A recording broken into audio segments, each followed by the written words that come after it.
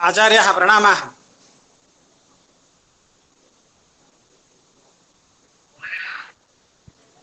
महोदय प्रणमामि। प्रणमामि प्रणमामि। सर्वेभ्यो नमो नमः। हरि ओम। हरि ओम हरि ओम। हाँ स्वागतं कृतं। स्वागतं जातम्। एवमेव विश्रुत वैदुषिकाः भारते वैयाकरणधुरन्धराः अद्य सम्प्राप्ताः अस्मान् भूषणसारं बोधयितुं। तान् पुनः अहं तैरेव वचोभिः स्वागतीकरोमि। अविलम्बमेव तेषां सन्निधौ प्रार्थयामि। ते ग्रन्थग्रन्थि उद्भेदनेन सर्वान् अस्मान् उपकुर्वन्तु इति आचार्याः श्रीधरमिश्रमहोदयाः। धन्यवादः। अन्येपि सर्वे विद्वांसः मन्ये सम्प्राप्ताः सन्ति। श्रोतुकामाः सर्वे शुश्रूषवः सर्वे आगताः। मदीयः ध्वनिः श्रूयते? श्रूयते श्रूयते एवं ध्वन्यालोकः वर्तते। धन्यवादः। सर्वप्रथमं मूकं करोति वाचालं पङ्गुं लङ्घयते गिरिं यत्कृपातमहं वन्दे परमानन्दमाधवम्। अखण्डमण्डलाकारं व्याप्तं येन चराचरं यत्पदं दर्शितं तेन तस्मै श्रीगुरवे नमः। परम सम्माननीयः अद्यतनस्य कार्यक्रमस्य अध्यक्षाः, अस्मिन् कार्यक्रमे भागं गृहीतारः विविध विश्वविद्यालयेभ्यः प्रकाण्डाः विद्वांसः,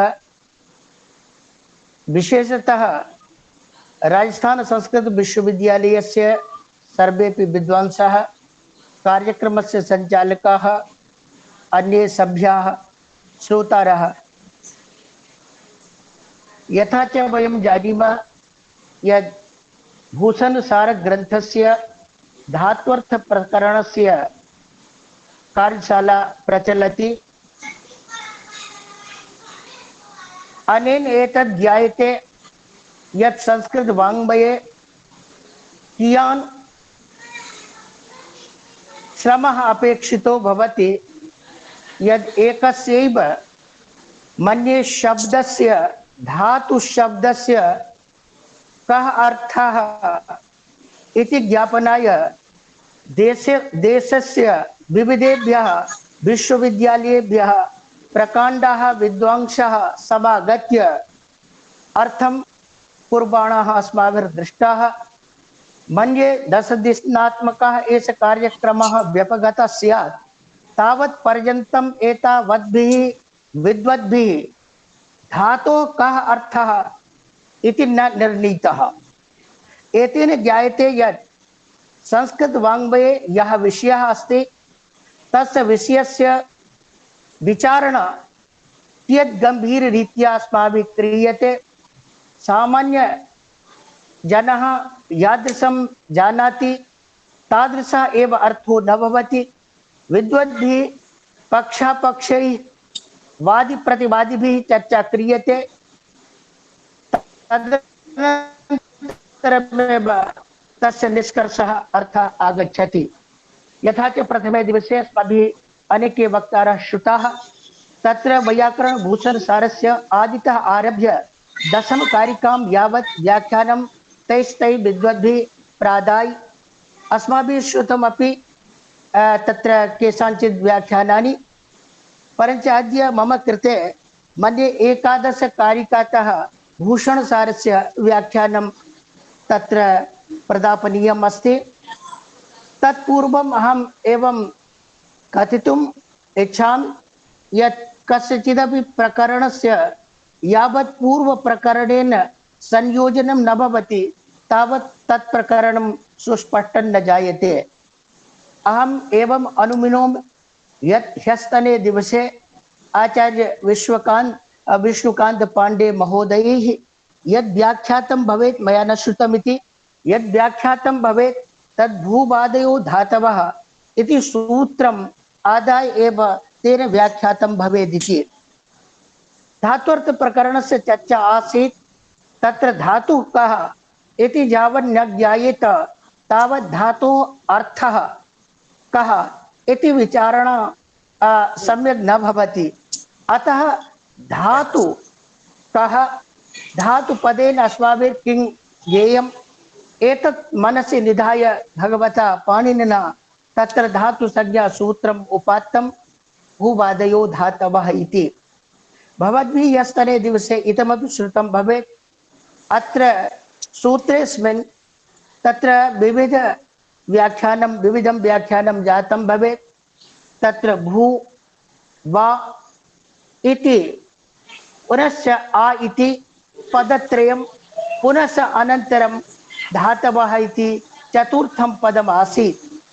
परञ्च एतानि सर्वाणि पदानि संगृह्य तत्र समासः कृतः। अत्र भू शब्दस्य कः अर्थः, वा शब्दस्य कः अर्थः, आदि शब्दस्य कः अर्थः। आदि शब्देपि आदिद्वयं वर्तते। एकस्य आदि शब्दस्य कः अर्थः, अपरस्य आदि शब्दस्य कः अर्थः, कस्य आदि शब्दस्य सम्बन्धः केन सह, एतत् सर्वं मन्ये भवद्भिः श्रुतमेव स्यात्। तथापि तस्य इदानीं पुनः पृष्ठपेषणं मन्ये। यथा भू वा अत्र समासः कृतः अस्ति। भूश्च वाश्च इति भुवौ, आदिश्च आदिश्च इति आदि भुवौ आदि येषां ते भूवादयः। अत्र जिज्ञासा आसीत् यत् इदानीं भूपदेन किं ग्राह्यः, वापदेन किं ग्राह्यः, एवं च आदिपदस्य द्विधा व्याख्यानं कथं कृतमिति। श्रीमता भाष्यकारेण महाभाष्ये भूवादयः धातवः इति सूत्रे एव उपात्तं यत् आदिशब्दोऽपि द्विविधः दृश्यते। एकश्च तत्र व्यवस्थावाचकः आदिशब्दः, अपरश्च तत्र प्रकारतावाचकः आदिशब्दः वर्तते। अतः अत्रापि आदिश्च इति कृत्वा आदि इति द्विवचने प्रयुक्तं पदं वर्तते। भू शब्देन सह भू पदम् इदानीं ज्ञेयं, धातु अस्ति अन्यो वा अस्ति इति विचारणा अनन्तरं क्रियते। तत्र भू इति पदेन प्रथमस्य आदिशब्दस्य सम्बन्धः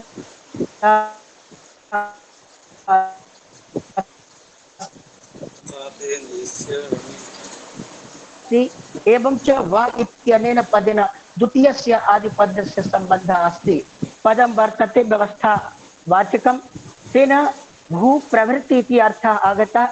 एवं च द्वितीय आदिशब्दः वर्तते, तत्र प्रकारतावाचकः, तस्य सम्बन्धः वा इत्यनेन अस्ति, तेन च वाह सदृशः इत्यागतः। एवं च आदाय समग्रस्यापि अस्य सूत्रस्य अर्थः जातः भू प्रवृत्ति वा सदृशाः धातवः उच्यन्ते इति। एवं च तत्र भूपदेन किं ग्राह्य, तत्र उच्यते भूपदेन अत्र क्रियावाची शब्द एव ग्राह्यः। कथमिति प्रश्ने तत्र वा इत्यत्र आदि शब्देन यः संबंधः अस्ति तस्य प्रकारता अस्ति, तेन च अत्र सादृश्यं गृह्यते क्रियावाचिना एव। यथा क्रियावाचको बा वर्तते वा गतिगन्धनयोः अदादिगणीयो धातुः, यथा क्रियावाचको वा धातुः वर्तते तत्सदृशः यः भू धातुः तत्प्रवृत्ति यावन्तः क्रियावाचकाः भवन्ति ते सर्वेपि धातवः एव उच्यन्ते इति तेषाम् आशयः आसीत्। तेन यो हि द्रव्यवाचकः भूशब्दः, भूमिवाचकः यः भूशब्दः स अस्माभिर्न गृह्यते। एवं च तथैव तत्र विकल्पार्थको यो वा शब्दः वर्तते निपातः, सोऽपि शब्दः न गृह्यते। एवं च भू प्रवृत्ति वा सदृशाः क्रियावाचिनः यावन्तः सन्ति ते सर्वे धातु संज्ञकाः भवन्ति इति तत्र अर्थः अस्माभिः संगृहीतः। तत्रैव ह्यस्तने दिवसे मध्ये एवं चर्चा भूता इति अहम् अनुमन्ये। अत्र सिद्धान्तकौमुदी भू वा इति सूत्रे भूवादयः आसीत्, वृत्तौ क्रियावाचिनो भ्वादयो इति लिखितम् अस्ति।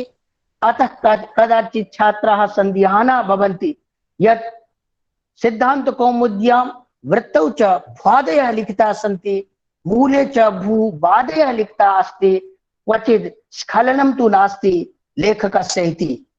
तथा छात्रैर्न चिन्तनीयम् अत्र यद् यो हि वो शब्दः अधिकः आगमरूपः अस्ति तस्यापि प्रयोजनं शास्त्रकारेण किं बहुना भाष्यकारेण उक्तं यत् मंगलार्थं वो शब्दस्य आगमः कृतः अस्ति। अत्र वो शब्दस्य आगमनेन भूव इति शब्दः जायते। भू शब्दः व्याहृतिवाचको भूव शब्दः जायते। अयं हि भू शब्दः तत्र व्याहृतिवाचकोऽपि वर्तते, तेन च मंगलं भवति। यथा च यात्राकाले दधिदर्शनेन मंगलम् अस्माभिः अनुमीयते, तथैव कदाचित् भुव शब्द श्रवणेन भुव शब्द दर्शनेन महाव्याहृति नाम स्मरणेन जातेन मंगलम् अपि भवेत्। एतदर्थमपि तत्र व शब्दस्य आगमः कृतो भवति इति भूवादयो धातवः इति सूत्रे भगवता भाष्यकारेण तत्र उपात्तं वर्तते। परञ्च मया उक्तं वा इति स्वतन्त्रः वा गतिगन्धनयो इति धातुः वर्तते। अतः यथा गतिगन्धनार्थकः वा शब्दः क्रियावाची वर्तते, तथैव भू प्रभृति यावन्तः क्रियावाचिनः ते सर्वेपि धातवः स्युः इति तेषाम् आशयः आसीत्। पुनस्तत्रैव जिज्ञासितं केनचित् यदि अत्र एवं केवलं क्रियावाचिनो एवं उच्येत, यथा च भाष्यकारेणापि उक्तं तत्र क्रियावचनो धातुः इति। केवलं यदि क्रियावाची उच्येत तदा का हानि इति। तत्रैव समाहितं ग्रंथकारेण यदि क्रियावाची एव क्रियावाचिनो धातुः इति उच्येत तदा हेरुक् प्रवृत्तयः अपि यत् अव्ययं वर्तते तदपि क्रियावाचकं वर्तते। अतः तस्यापि कदाचित् धातु संज्ञा आपद्येत। अतः तथा न उक्तं क्रियावाचको धातुरिति। अत्र क्रियावाचकः सन्नपि यदि भ्वादिगण पठिताः स्युः तदा एव ते धातु संज्ञकाः भवन्ति। एतदर्थलाभाय भ्वादिगण पठिताः इत्यप्युक्तम् अस्ति। पुनस्तत्र जिज्ञासितं तेन अस्तु नाम भ्वादयः, अत्र भ्वादयः एव वक्तव्यं। तत्र यदि भ्वादयः क्रियेत तदा अन्येषामपि धातु संज्ञा कथं स्यात्? तत्रैव समादितं वर्तते। यदि भ्वादयः कथनेन गणपठितत्वम् एव यदि क्रियेत तदा भ्वादि शब्दस्य उल्लेखः यदि न क्रियेत तदा अनेके गणाः अपि दृश्यन्ते। सर्वनामादि गणेष्वपि तत्र त्यदादिगण वर्तते। तत्र भ्वादि इति पदस्य यदि नोल्लेखः क्रियेत तदा इतरेष्वपि ये सन्ति गणपठिताः ते वा सदृशाः, तेषामपि धातु संज्ञा कथंचित् भवितुमर्हति। यथा च त्यदादिगणे यत् शब्दः वर्तते तत्रापि तत्र द्वितीयायां याः इति भवति, द्वितीयायाः बहुवचने। तत्र आनुपूर्वी या इत्यस्य दर्शनेन यथा या गत्यर्थको धातु तथैव आनुपूर्व की या पद दर्शनेन क्रियावाचकत्वाभावे तस्यापि धातु संज्ञा भवितुमर्हति। तेन यः पश्यति इत्यादौ आतो धातो इति सूत्रेण आकार लोपस्य। अतः गणपठितत्वे सति अत्र क्रियावाचकत्वम् आवश्यकम्। एतत् सर्वं निर्णीत्य तत्र सिद्धान्तितं ह्यस्तने दिवसे अत्र क्रियावाचित्व अस्ति। क्रियावाचकत्वे सति भ्वादिगणपठितत्वं धातुत्वमिति। अर्थात् क्रियावाचकत्वम् अपि भवेत् एवं च भ्वादि ये 10 गणाः वर्तन्ते तेषु 10 गणेषु पठिताः ये सन्ति ते धातु संज्ञकाः भवन्ति। एतेन सर्वादिगणे पठिताः ये शब्दाः सन्ति यदादयः तेषां धातु संज्ञा निवर्त्यते। एवं च ये आव्यादिगणे क्रियावाचकाः पठिताः सन्ति निपाताः तेषामपि धातुसंज्ञायाः निवृत्तिर्भवति। कस्यदेवम् उक्तम् अस्तु नाम यथा वा गतिगन्धर्योः इत्यस्य धातुसंज्ञा भवति तदा यदि अव्ययार्थकस्य विकल्पार्थकस्य वा इत्यस्य धातुसंज्ञा स्यात् तदा का हानिः इति। तथैव तेन समाहितं यदि धातुसंज्ञा स्यात् तदा तस्मादपि तत्र तिङादि प्रत्ययाः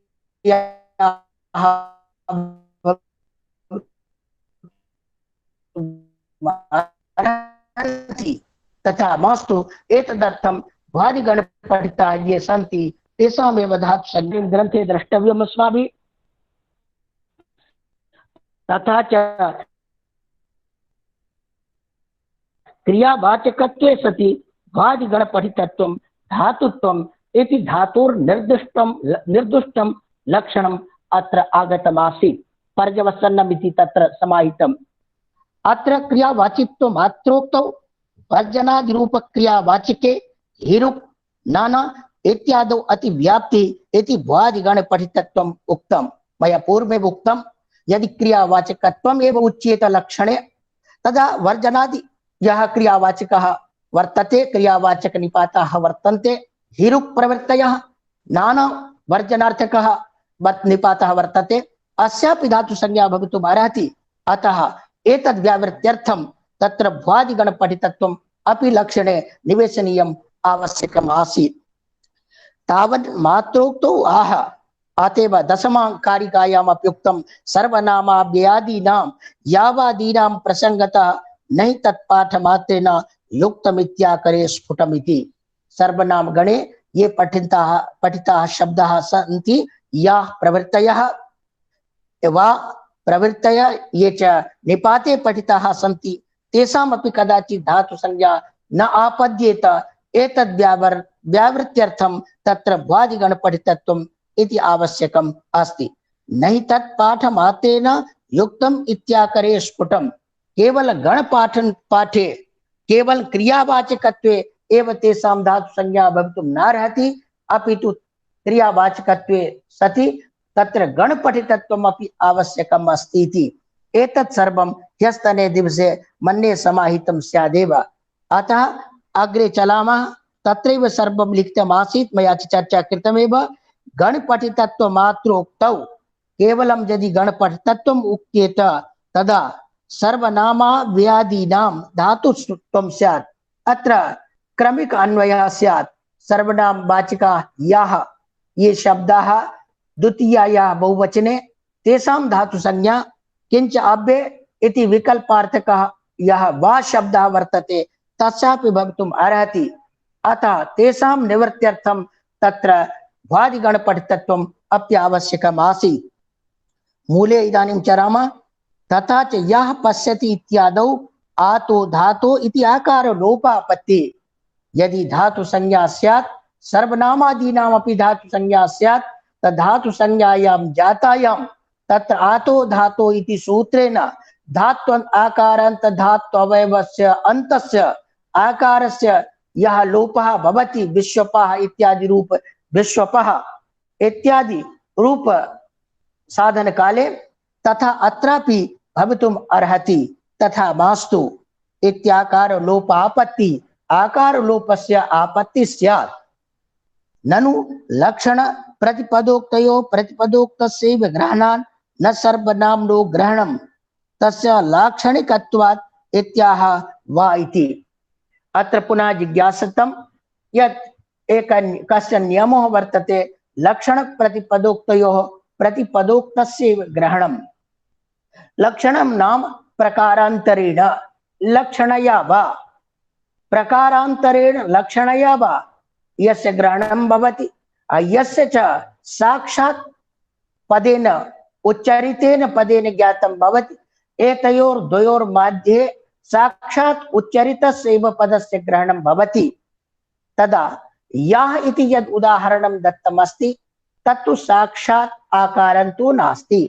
तत्र सर्वनाम गणे तु यत् इति पठितं वर्तते तस्य यदि द्वितीयायाः बहुवचने रूपं क्रियेत तदा तत्र याः इति रूपं भवति इति द्वितीयम् अस्ति। लक्षणया ज्ञातम् अस्ति साक्षात् प्रतिपदोक्तं तु यत् अस्ति अतः यत् साक्षात् आकारान्तः उच्चरितः स्यात् तस्यैव कथंचित् धातु संज्ञा भवितुम् अर्हेत्।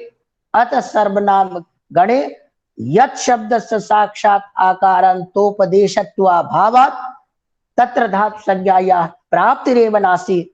अतः एतद् उदाहरणं कथं प्रदत्तमिति तदा झटिति द्वितीयम् उदाहरणम् उपस्थापयति। तदा वा इति गृह्णातु। यथा वा गतिगन्धनयोः इत्यादौ साक्षात् आकारान्तो वा वर्तते तथैव निपाते साक्षात् आकारान्तो वा पठितः अस्ति।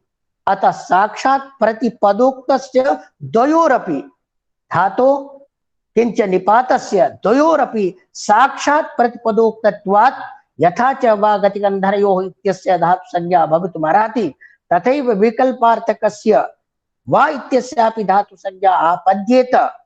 तथा मास्तु एतदर्थं तत्र अस्माभिः तत्र भ्वादिगणपठितत्वम् इति लक्षणे निवेशितमस्ति।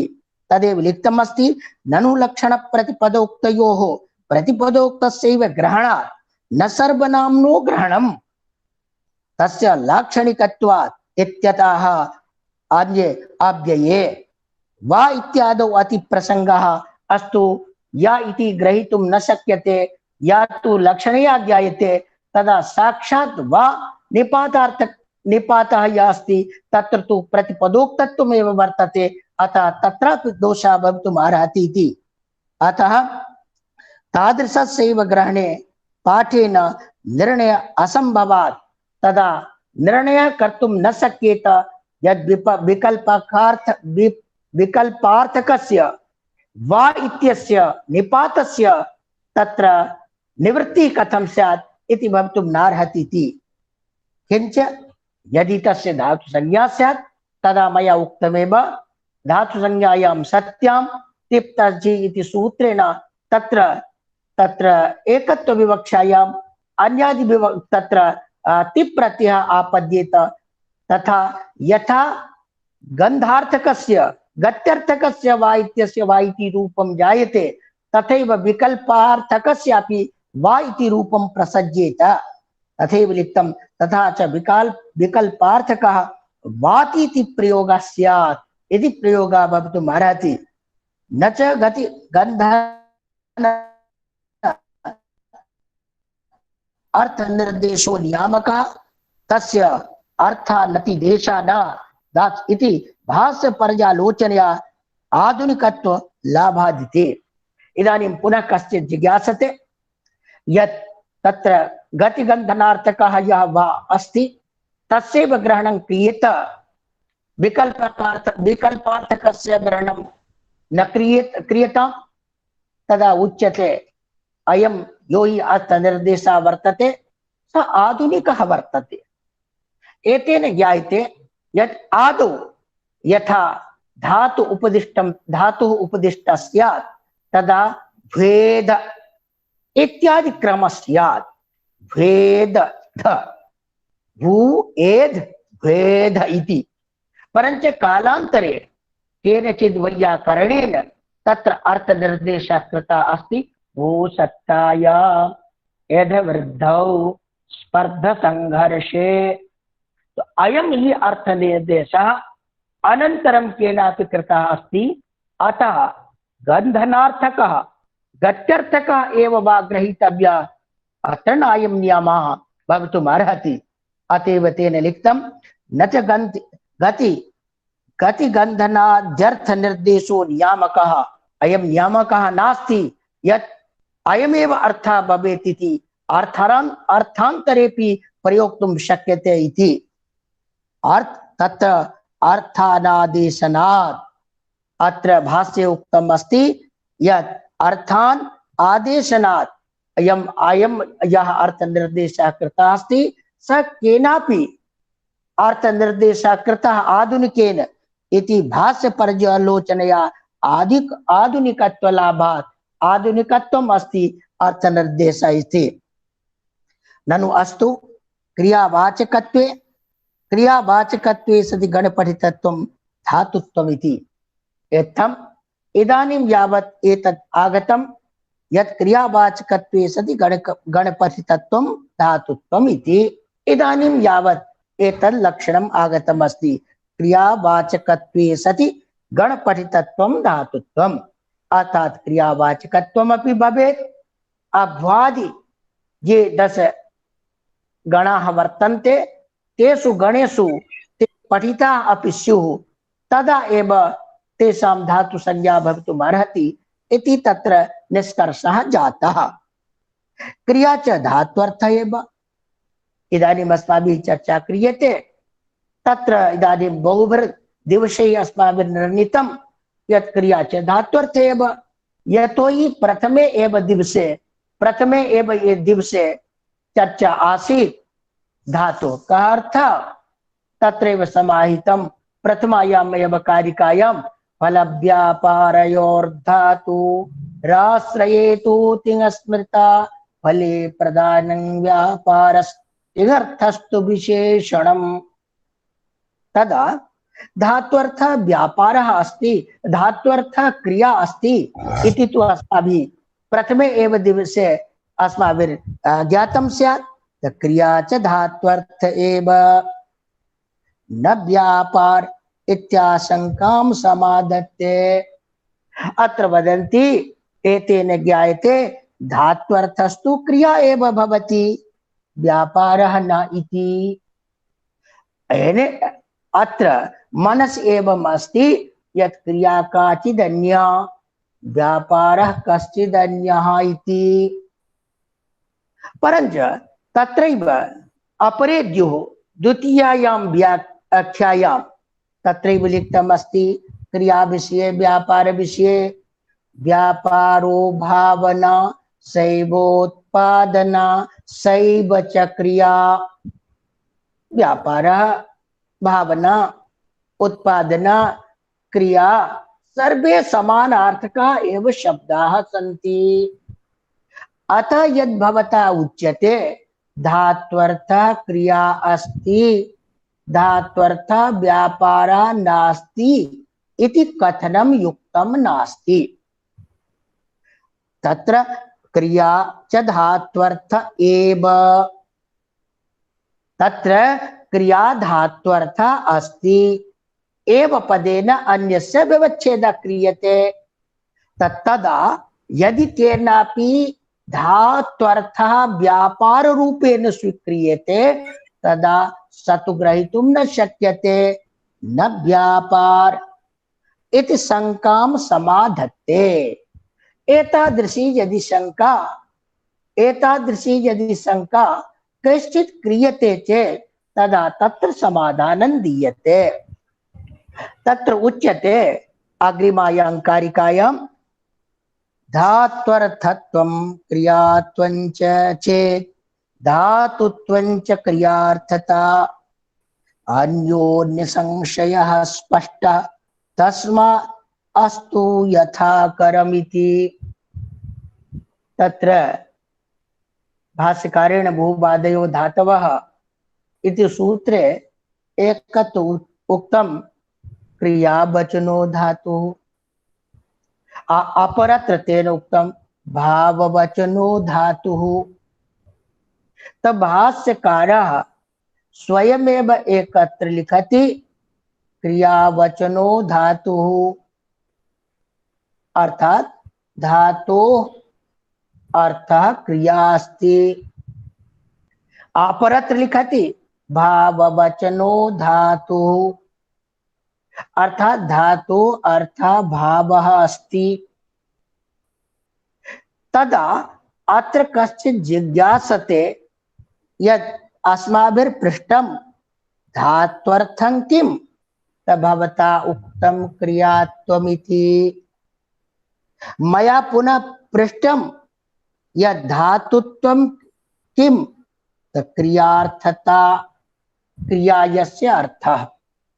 अयं तु अन्योन्याश्रयः जातः। अन्योन्याश्रयः जातश्चेत् तो अन्योन्याश्रयस्तु दोषाय कल्पते। कश्चित् जनः बहिः प्रदेशात् जयपुरं सम्प्राप्तः, स जयपुरेण अज्ञाता आसीत्। स कञ्चित् जनं पृष्टवान्, अयि भो राजस्थान विश्वविद्यालयः क्वास्ते? तदा स जनः उक्तवान्, बिर्ला मन्दिरस्य पार्श्वे। स पुनः अप्राक्षीत्, अयि भो बिर्ला मन्दिरं क्वास्ते? स उक्तवान्, राजस्थान विश्वविद्यालयस्य पार्श्वे। अनेन किं स्यात्? यावत् बिर्ला मन्दिरस्य ज्ञानं न भवति तावत् राजस्थान विश्वविद्यालयस्य ज्ञानं भवितुं नार्हति। यावत् राजस्थान विश्वविद्यालयस्य ज्ञानं न भवति तावत् बिर्ला मन्दिरस्य ज्ञानं न भवितुमर्हति। अतः अन्योन्याश्रितं वर्तते। एकं ज्ञानम् अन्यस्मिन् आश्रितं वर्तते, अयं दोषाय कल्पते इति। तदा तथैव अस्ति यत् मया पृष्टं क्रिया नाम किं? तदा तत्र धात्वर्थत्वं क्रियात्वं। धातो या अर्थः भवति स क्रिया उच्यते, अतस्य अवच्छेदकत्वं धात्वर्थत्वं तदेव क्रियात्वं। पुनः अस्माभिः उक्तं यत् क्रिया कस्य अर्थः समाहितं? क्रिया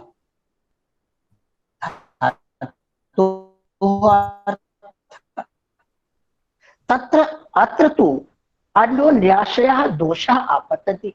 तदेव लिखितमस्ति, धात्वर्थत्वं क्रियात्वं चेत् अधातुत्वं च क्रियार्थता। अन्योन्य संशयः स्पष्टः। अत्र तु अन्यस्मिन् अन्यः आश्रितः वर्तते इति स्पष्टं ज्ञायते इति। परञ्च इदमपि अस्माभिः विचारणीयं यत् सर्वत्र अन्योन्याश्रयः दोषाय न भवति। सर्वत्र अन्योन्याश्रयः दोषाय न भवति। तदेव मूले लिखितमस्ति, यदि क्रियात्वं धात्वर्थत्वमेव तर्हि धातुत्वग्रहे। यदि क्रियात्वं धात्वर्थत्वम् उच्यते अर्थात धातो अर्थः क्रिया स्वीक्रियते, अत्र अवच्छेदकत्वं विहाय एव मया अर्थः क्रियते। श्रूयते सर्वै न वा? श्रूयते श्रूयते, ध्वनिः आगच्छति। अत्र क्रियात्वं धात्वर्थत्वं अर्थात क्रिया यदि धातोः अर्थः अवच्छेदकः अपीयते इदानीम् एव तर्हि धातुत्वग्रहे अर्थात धातो अवच्छेदकत्वं यद्वर्तते तस्य ग्रहे नाम ज्ञाने तदर्थत्वम् अर्थात क्रियात्वमेव आगच्छति। क्रियात्वग्रह मूले लिखितमस्ति, स्पष्टमस्ति। अत्र शास्त्रार्थ व्याजेन न छात्राः कथं जानीयुः। अतः अस्माभिः बहुधा व्याख्यानं श्रुतं दृष्टमपि। यत्र क्वापि तत्र आगतं यत् धातु तत्र स्मृतः इति कथं, तत्र मया व्याख्यानं श्रुतं यद् वेदा प्रमाणम् इत्यस्य विषये यावन्तः व्युत्पत्तिवादे स्थलम् आसीत् तत्सर्वम् उपस्थापितं, येन छात्राः दिग्भ्रान्ताः एव जाताः। अत्र मूले यत् लिखितमस्ति तत् छात्रेण ज्ञातव्यम्। यदि मूलस्फोरणाय यदि तस्य व्याख्यानम् एव विस्तृतं क्रियते, इन्द्रस्य टीका यदि विडौजा क्रियते चेत् तदा छात्राः भ्रान्ताः भवन्ति। अतः मूलस्य कः अभिप्रायः इति छात्रेभ्यः प्रथमं प्रदेयम् इति अस्माकं कृते एतत् दायित्वं वर्तते।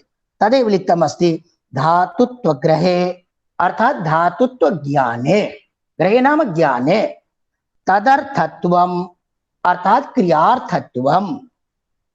क्रियात्वग्रह, क्रियात्वस्य ग्रह नाम ज्ञानम्। क्रियात्वग्रहे च यदि क्रियात्वं नाम किं? क्रियात्वस्य गृहे नाम ज्ञाने च तदवच्छिन्नवाचकत्व घटित धातुत्वग्रह, धातुत्वस्य ज्ञानम् इति अन्योन्याश्रयः।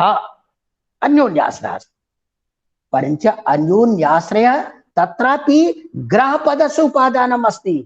ग्रहो नाम ज्ञानम्, अर्थात यस्य कृते धातु पदस्य अर्थः यदि क्रिया इति अस्ति, अक्रियापदेन किं गृह्यते चेत् तदा धातु इति अस्ति। एतावत् यदि ज्ञानम् अस्ति तदा तज्ज्ञानम् अन्योन्याश्रित से दोषग्रस्तं वर्तते, तेन निर्णयः कर्तुं न शक्यते। तत्रैव लिखितम् इति ग्रहपदं पूरयित्वा व्याख्येय। ग्रहपदम् अर्थात ज्ञानं विना यस्य एतद् ज्ञानं न स्यात् तेन न ज्ञातं भवेत्, अत्र कः दोषः।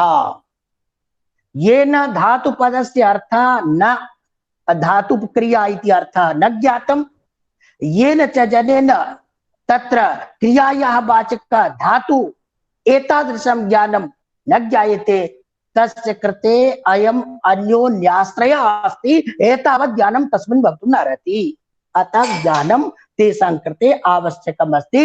यत् त्वया उच्यते समान एव शब्दः अस्ति, भिन्नः शब्दः अर्थः नास्ति, अतः अर्थः नास्ति इति अस्मिन् ज्ञाने तत्र संदेहः अस्ति। तदेव लिखितमस्ति क्रियात्वग्रहे अतः पूरयित्वा व्याख्येयम्।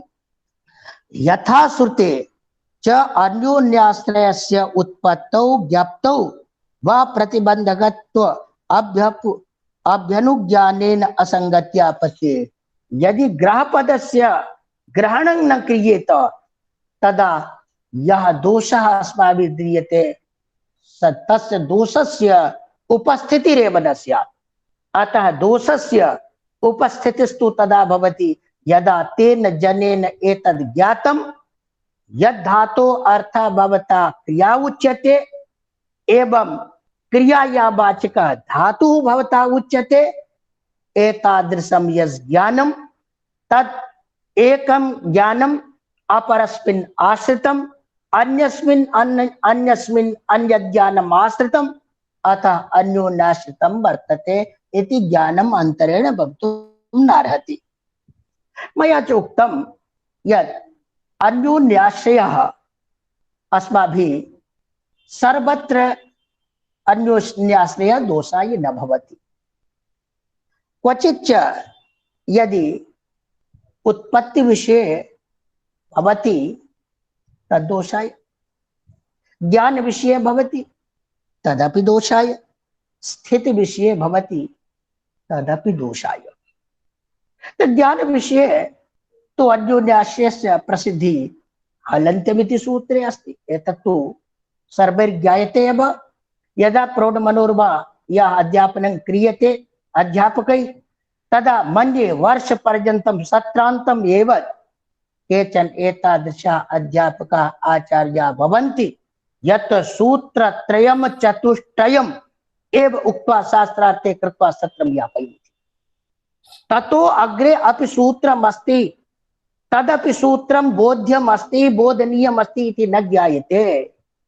एकस्मिन् हलन्तमिति सूत्रे सत्रं यावत् शास्त्रार्थं कृत्वा कृत्वा कृत्वा ततो अग्रे किमपि छात्रान् न बोधयति इति अस्माकं कृते कष्टाय भवति।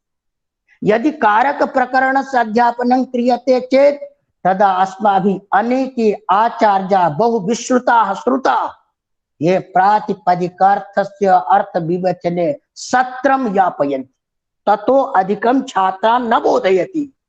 प्रातिपदिकार्थः कः, नियतोपस्थितिका प्रातिपदिकार्थः कः, एतद् अस्माभिः न कर्तव्यम्। शास्त्रार्थस्तु अध्यापकेषु भवति, परञ्च यदा वयम् आचार्याः अध्यापकाः कक्षायां भवामः तदा अस्माभिः चिन्तनीयं यत् अस्मिन् सत्रे एतावन्ति सूत्राणि व्याख्यातव्यानि सन्ति। एकस्मिन्नेव सूत्रे यदि मासं वर्षं यावत् यापयामि चेत् कालक्षेपं करोमि चेत् तदा इतरेषां सूत्राणां तु सामान्यं ज्ञानमपि भवितुं नार्हति। अतः तत्रैव हलन्त्यमिति विषये चर्चा मया कृतम् अस्ति, यः स्पष्टः आसीत्। तत्रैव एवमेव आसीत् यत् सिद्धान्तकौमुद्यां तत्र हलन्त्यमिति सूत्रमासीत् छात्राणां कृते। तत्र उपदेशे अन्त्यं हलित् स्यात् इति अर्थः कृतः, परञ्च उपदेशे अन्त्यं हलित् स्यात् इति अर्थे अर्थः कृतं स्यात् तदा हल इत्स्यात् इति अर्थः आगतः। परञ्च हल पदार्थः कः इति यावत् न ज्ञायेत तदा कस्य इति क्रियेत। अतः हल पदार्थः पदार्थस्य ज्ञानम् आवश्यकम्। हल इति प्रत्याहार इत्यपि न ज्ञायते। यदा बोध्यते अयि भो छात्रा हल इति प्रत्याहारः तदा प्रत्याहारः कुतः निर्मीयते इति ज्ञानम् आवश्यकम्। तत्तु आदिरन्तेन संहिता इति सूत्रेण ज्ञायते। तदा आदिरन्तेन संहिता इति सूत्रं वदति अन्तेन इता स आदिः मध्यगानं स्वस्य च संज्ञा भवति। तत्र अन्तेन इता सहित यदा इत पदस्य अर्थः न ज्ञायेत तदा इत पदेन कश्चित् पुरुषः ज्ञेयः स्थाणुर्वा ज्ञेयः। इत पदेन किं ज्ञेयः एति गच्छति इति यः गमनशीलः जनः सोऽपि इत भवितुमर्हति व्युत्पत्ति लभ्यार्थः। तदा इत पदेन व्याकरणे किं ग्राह्यम् इति यावत् न ज्ञातं तेन स्यात् तावत् हल प्रत्याहारस्य निर्वृत्तिः न स्यात्। अतः परस्परम् एतद् ज्ञानम् अन्यस्मिन् आश्रितं वर्तते। यावच्च आदिरन्तेन संहिता इति सूत्रस्य कृते तत्र इत पदस्य ज्ञानं नास्ति तावत् तेन सूत्रेण हल प्रत्याहारः निर्मातुं न शक्यते। एवं च हलन्त्यम् इति सूत्रेण तावत् पर्यन्तम् इत पदार्थस्य ज्ञानं भवितुं नार्हति यावच्च तेन आदिरन्तेन संहिता इति सूत्रेण हल इति पदस्य अर्थः न ज्ञाप्येत। एतत् अन्योन्याश्रितं वर्तते। तद् दोषाय आसीत् सर्वत्र दोषाय न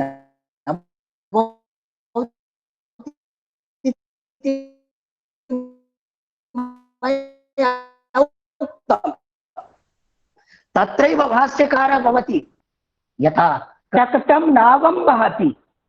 यदि नौ कर्मकारस्य गृहे अस्ति चेत् तावत् शकटं शकटेन नौ नदीं प्राप्यते।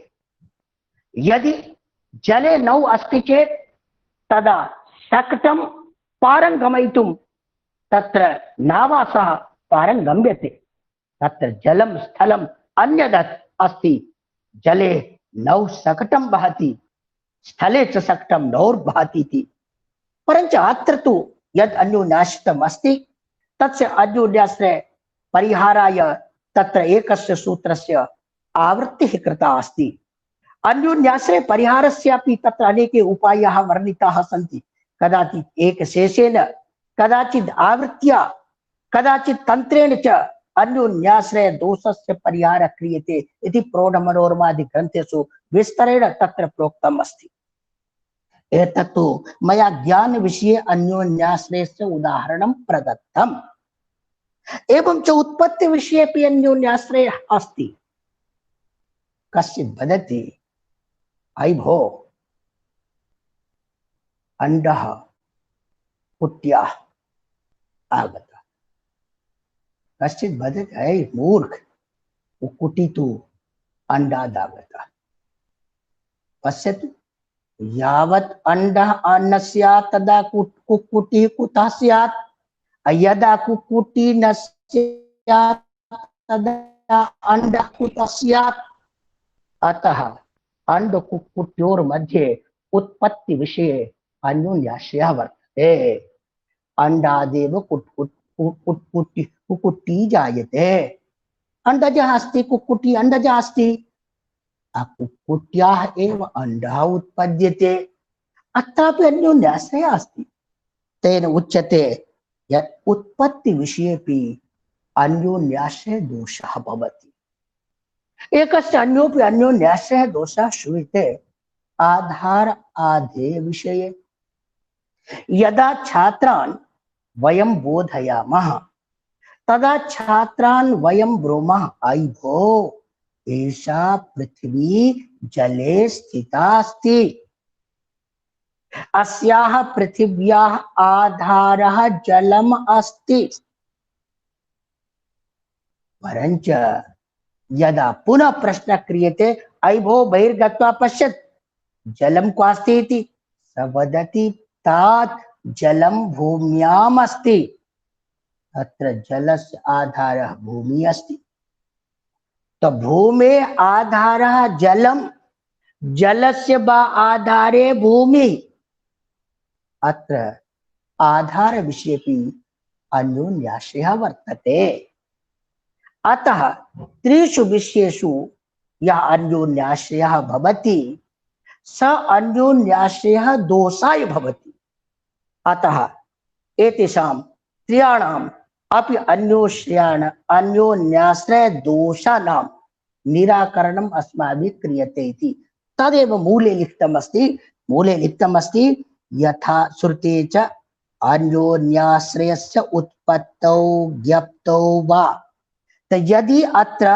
ग्रहपदस्य उपादानं न्यक् स्यात् ज्ञानम् इति न योज्येत तदा यद् उत्पत्ति विषये अन्योन्याश्रयः अस्ति ज्ञान विषये अन्योन्याश्रयः अस्ति एतच्च अन्योन्याश्रयः अस्माकं कृते प्रतिबन्धः अस्ति ज्ञप्तो वा प्रतिबन्धकत्वम् अभ्युपगमनेन अग्रस असंगत्यापत्ते त असंगते यत् आपत्ति दीयते तदा भवितुं नार्हति यावच्च ग्रहपदस्य लक्षणे उपादानं न क्रियेत अतः धात्वर्थ ग्रहं क्रियात्वग्रहं यदा भवति तदा ज्ञायते अत्र अन्योन्याश्रय दोषः अस्ति इति अत्र पुनः तत्र प्रश्नः भवति अयि भो न च अन्यतमत्वं धातुत्वम्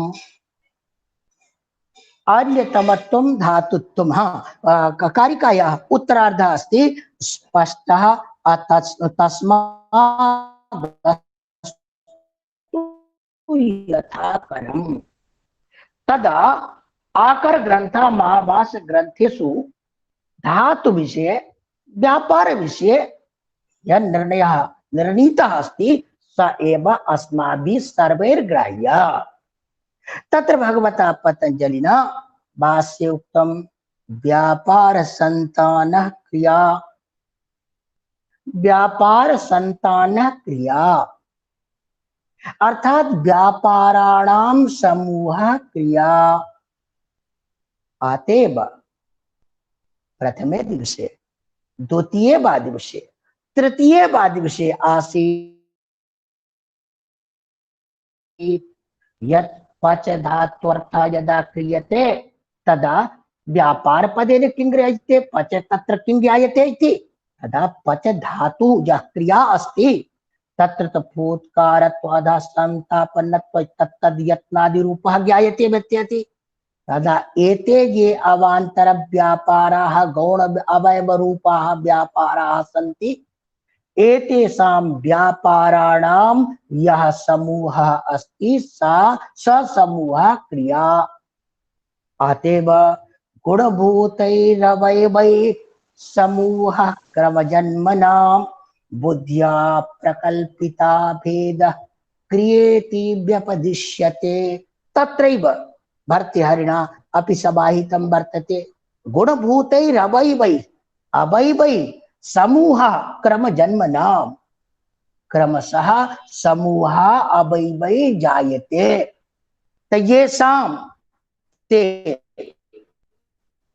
अर्थात ये अवयवाः भवन्ति एतेषाम् अवयवानां यः समूहः भवति स एव अस्माभिर्ज्ञातव्यो भवति पुनः तत्रैव समय भाष्यकारेण उक्तम् अयि भो क्रिया यथा च द्रव्यम् अस्माभिः निदर्श्यते अयि भो एतद् द्रव्यम् एतद् उपनेत्रं तथा किं वा क्रिया दर्शयितुं शक्यते वा इति तदा भाष्यकारः ब्रूते अयि भो तथा दर्शयितुं न शक्यते इति कथमिति इयं क्रियानाम् अत्यन्ता अपरिदृष्टा एषा या क्रिया भवति सा अत्यन्ता सूक्ष्मा भवति अदृष्टा भवति अपरेण द्रष्टुम न शक्यते न वा दर्शयितुम शक्यते इति क्षणिको भवति। अतः क्रिया या क्षणिकत्वात् निदर्शयितुम न शक्यते न पिंडीभूता शक्या निर्दर्शयितुम। यथा कश्चित् पिंडः भवति, द्रव्यस्य पिंडो भवति, गौरयम् गौरेशा, गौ शब्दस्य पुल्लिङ्गे पाठः अस्ति, अतः भ्राव्यः न भ्रवितव्यः। गौ शब्दस्य अजन्त पुल्लिङ्ग पाठः अस्ति, गौ शब्देन बलिवर्धस्यापि बोधः एवं च तत्र गव्याः अपि बोधः जायते। त गौरेशा गौरयम् अयं यथा मांसपिंड शास्त्रादि मतः द्रव्यस्य पदार्थस्य दर्शनं कार्यते तदा क्रियाया दर्शनं कारयितुं न शक्यते, सूक्ष्मा वर्तते। पुनस्तत्रैव महाभाष्ये उक्तम् अयि भो यद्देशा क्रिया सूक्ष्मा अस्ति निर्दर्शयितुम् अशक्या अस्ति तदा कथम उच्यते पश्य मृगो धावति, पश्य मृगो धावति, तदा दर्शन क्रिया कथम भवितुमर्हति। भाष्यकारः स्वयं तत्र प्रणीते पश्य मृगो धावति। यदि क्रिया ऐसा अत्यंता सूक्ष्मा अपरद अदृष्टा अस्ति तदा कथम भाष्यकारेण उक्तं पश्य मृगो धावतीति। तदा भाष्यकारस्यैव एतस्य प्रयोगस्य तत्र दोषग्रस्तत्वं स्यात्। तदा उच्यते अयि भो तत्र अवयवस्यापि यथा परमाणुर्दर्शनं न भवति परञ्च परमाणूनां यः समूहः तस्य दर्शनं भवति, तथैव कदाचित् अवयवस्यापि ज्ञाने समूहस्य ज्ञानं भवत्येव। कथमिति तत्रैव भाष्ये दृष्टान्तः प्रदर्शितो वर्तते। भाष्ये एव दृष्टान्त भूवादियो धातवः इति सूत्रस्य भाष्ये एव एष दृष्टान्तः भवति। तत्रैव भाष्यकारः वदति अयि भो यदा एकस्मात् बिलात् बिलान्तरे सर्पः गच्छति चेत् तदा जनः वदति अयि भो सर्पः गच्छति। पश्य सर्पः गच्छति। सर्पस्य यः अवयवः मया दृष्टः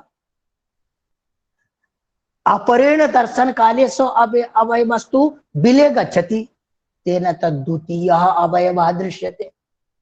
यः अवयवः सर्पस्य मया दृष्टः स अवयवस्तु बिले गतः। अपरेण यः अवयवः दृश्यते स द्वितीयः अवयवः दृश्यते क्षणिकत्वात्।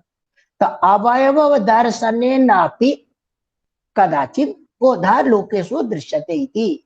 यथा एकस्मात् बिलात् बिलान्तरं गच्छन् सकलम् अपि सर्पं सर्वावयवं न दृश्यते, एकस्य कस्यचित् अवयवस्य दर्शनं क्रियते तथापि उच्यते पश्य सर्पः अस्ति।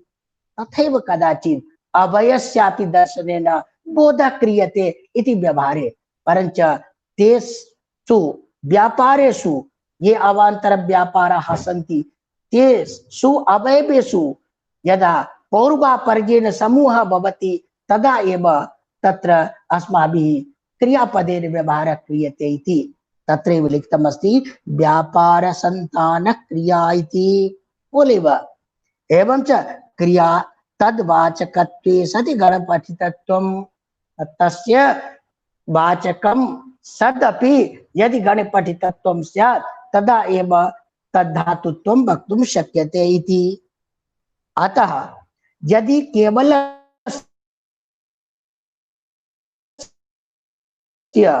एवं लक्षणं क्रियते यः क्रिया अस्ति स धातु अथवा यः व्यापारः अस्ति स धातु उभयोः अन्यतमस्य यदि ग्रहणं क्रियते तदा भगवता भास्करेण यद् भूवादयो धातवः इति सूत्र पतञ्जलिना यद् भूवादयो धातवः इति सूत्रं कृतं तत् सूत्रस्य वैयर्थ्यं स्यात्। अतः तत्र अन्यतमस्य ग्रहणं न कर्तुं शक्यते। मूले लिखितमस्ति न च अन्यतमत्वं धातुत्वं भूबादय इत्यस्य वैयर्थ्यापत्ये भूबादयो धातवः इत्यस्य वैयर्थ्यं स्यात्। अतः सूत्रस्य वैयर्थ्यं न स्यात्। सार्थक्यत्व संपादनाय अस्माभिः एतदेव लक्षणं स्वीकर्तव्यं यद् तत्र क्रियावाचकत्वे सति गणपठितत्वम् इति। तत्र लिखितं द्वयोर्भेदः कृतः अस्ति। व्यापारसन्तानः क्रिया अतद्वाचकत्वे सति गणपठितत्वम् इति। किञ्चित् अन्यदपि अहं वक्तुमीहे। तत्रैव भाष्ये भाववचनो धातुः अक्रियावचनो धातुः इति उक्तः। तत्र कश्चित् एवं पृच्छत्, अयि भो क्रियावचनो धातुः भाववचनो धातुः, अत्र क्रियाभावपदयोः अस्ति कश्चित् विशेषः? तदा तत्र प्रदीपे कैयटः वदति, सपरिस्पन्दन साध्य यत्र परिस्पन्दनं भवति तत्र क्रियात्वं ज्ञेयम्। यत्र परिस्पन्दन भवति न वा भवति, परिस्पन्दनं भवेत् न वा भवेत्, तत्र भाव इति ज्ञातव्यम् इति द्वयोर्भेदः। अतः क्रियायां तु तत्र परिस्पन्दनादि आवश्यकमस्ति, परञ्च भावे परिस्पन्दनम् आवश्यकं नास्ति। अतः अस्ति इत्यस्य प्रयोगः यदा क्रियते, घटः अस्ति, तो पूर्वतः यदि विद्यमानम् अस्ति तत्रापि अस्ति इत्यादौ धातुत्व प्रयोगः भवति। तत्र क्रिया नापि भवति चेत् तत्रापि तत्र भावत्वम् अस्त्येव वर्तते। तत्रापि तत्र भावत्वम् अस्ति। क्रिया भवतु नाम न भवतु विद्यते। तत्र पूर्वतः अस्ति, क्रिया न इदानीम् उत्पद्यते, तथापि तदा अस्ति इत्यत्र वर्तते इत्यत्र एतादृशेषु स्थलेषु भाववचनत्वं तु अस्त्येव। परञ्च करोति इति उच्चार्यते, तत्र क्रिया भवत्येव। स्पन्दते इति उच्चार्यते, क्रिया भवत्येव। पचति इति उच्चार्यते, क्रिया भवत्येव इति द्वयोर्विशेषः भवति। अतः कदाचित् परिस्पन्दन रूपः क्रिया गृह्यते, कदाचित् स्वतो सिद्धस्यापि बोधनाय अस्ति वर्तते इत्यादीनां प्रयोगः अस्माभिः क्रियते। अतः भाववचनम् एतयोर्मध्ये भेदः अस्ति इति। तत्रैव लिखितमस्ति अग्रे, ननु सत्तादीनां फलांश अन्यतमत्वेन आदाय तद्वाचकत्वे सति गणपठितत्वं लक्षणम् उच्यते। ये मीमांसकाः सन्ति ते कटिबद्धाः सन्ति। क्वापि ते अवसरं, क्वापि ते, हरि ओम्, श्रूयते न वा? हरि ओम्। श्रूयते श्रूयते श्रूयते। श्रूयते आचार्याः, श्रूयते श्रूयते। सर्वं भृशमाकरणेन। इदानीं तु राजधरमिश्रमहोदयः अहं भवद्भिर्दृश्य, भवद्भिर् अहं दृश्यवान्। हाँ सत्यं सत्यं। एवं दृश्यते दृश्यते। श्रूयते चापि। इदानीं न श्रूयते। हाँ इधर। आपके आते ही बताइए, ध्वनि चली गई। नहीं, मैं अभी नहीं, आधे घंटे से आ रहा, बैठा हुआ हूँ। 5:15 बजे आ गया था। गुरुजी तो प्रारंभ में ही आ गए।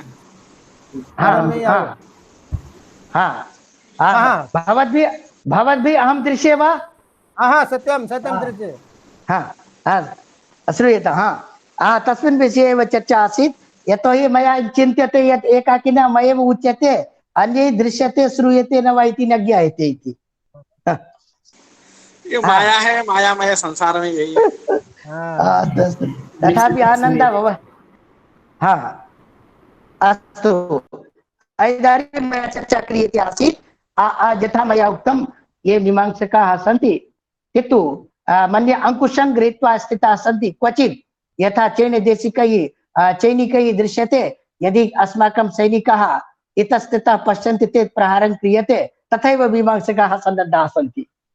अत्र मीमांसकाः तत्र वदन्ति, अयि भो, तत् भवतां या भूसत्तायामस्ति, तत्र सत्तापदेन तु फलमेव ज्ञायते। यदा सत्तापदेन फलमेव ज्ञायते, एतेन सिद्ध्यति यद् अस्माभिरुक्तं व्यापार तत्र फलमात्रं धात्वर्थः इति मध्ये यं यद् मतं भव अस्ति तस्यैव संसिद्धिर्जायते। तदेव लिखितं, ननु सत्तादीनां फलांश अन्यतमत्वेन आदाय।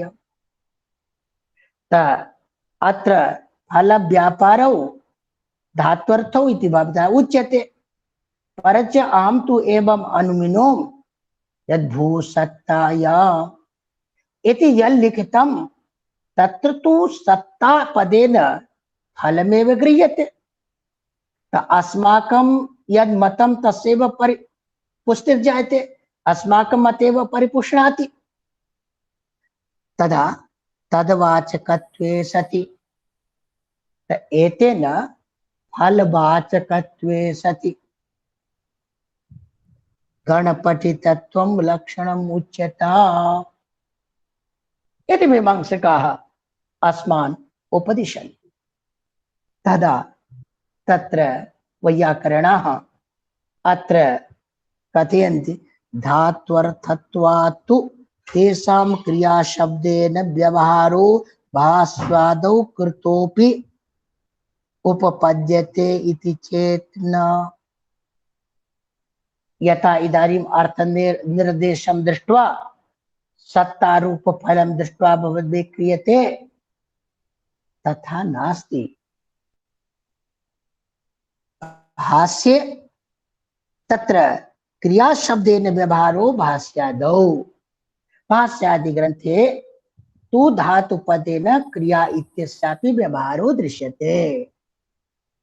क्रियापदेन, क्रिया नाम तत्र व्यापारः, अस्माभिरुक्तं स्पन्दनादि सामान्यः स्यादेव।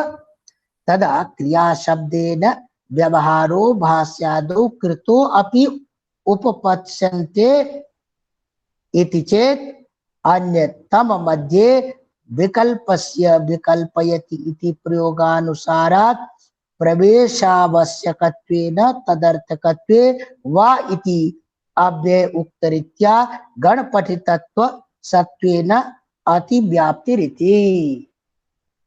अत्र मीमांसकाः वदन्ति, फलव्यापारौ धात्वर्थौ इति भवता यद् उच्यते तद् विषये इदानीं मदीयं मतमस्ति।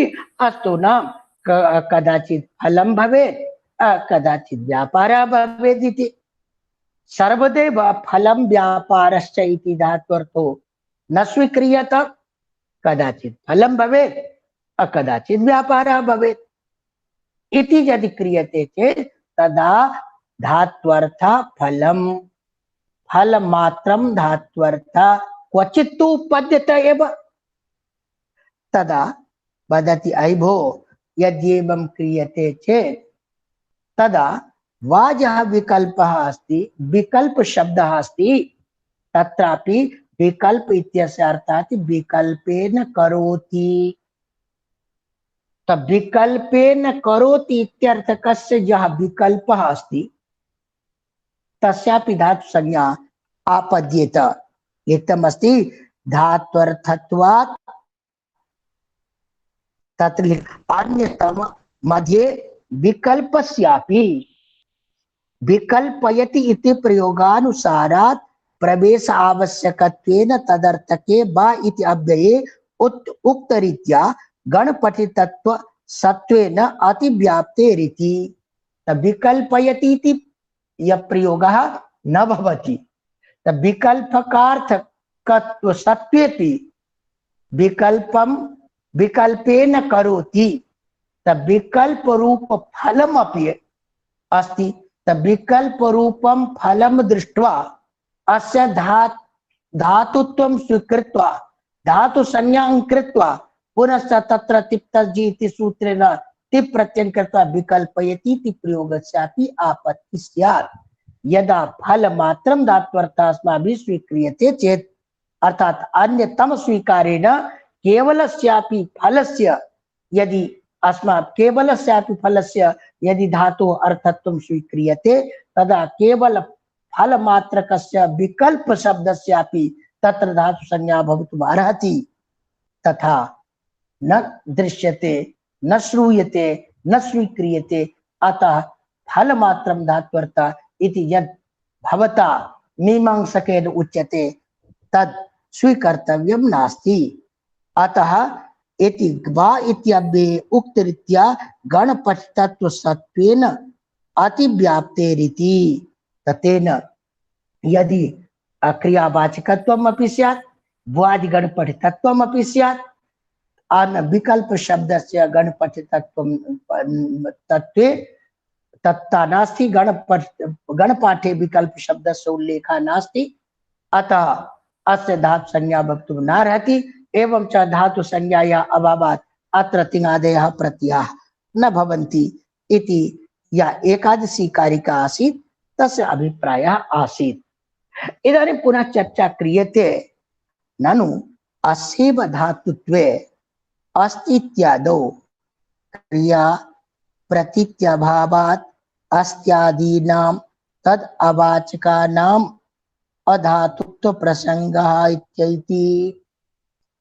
अस्तु, इदानीं मीमांसकेन पुनः पृच्छ्यते यद् भवता तु उच्यते फलमपि व्यापारश्चापि यदा उभौ भवतः तदा एव धातु स्वीकर्तुं शक्यते। परञ्च यद् अस्ति अस्ति तत्र तु व्यापारः न दृश्यते। भवति इत्यत्र तु व्यापारः दृश्यते, करोति इत्यत्रापि व्यापारः दृश्यते, पचति इत्यत्रापि व्यापारः दृश्यते। अस्तु, चिन्ता नास्ति, क्रियात्वम् अस्ति। स्पन्दनादिरूपः यत्किमपि भवति तस्य विद्यमानत्वात् क्रियात्वं स्वीकर्तुं शक्यते, धातुत्वं भवितुम् अर्हति। परञ्च अस्ति इत्यादौ क्रिया प्रतीत्याभावात् अस्ति वर्तते इत्यादि स्थलेषु तत्र क्रियायाः प्रतीतिर्न दृश्यते।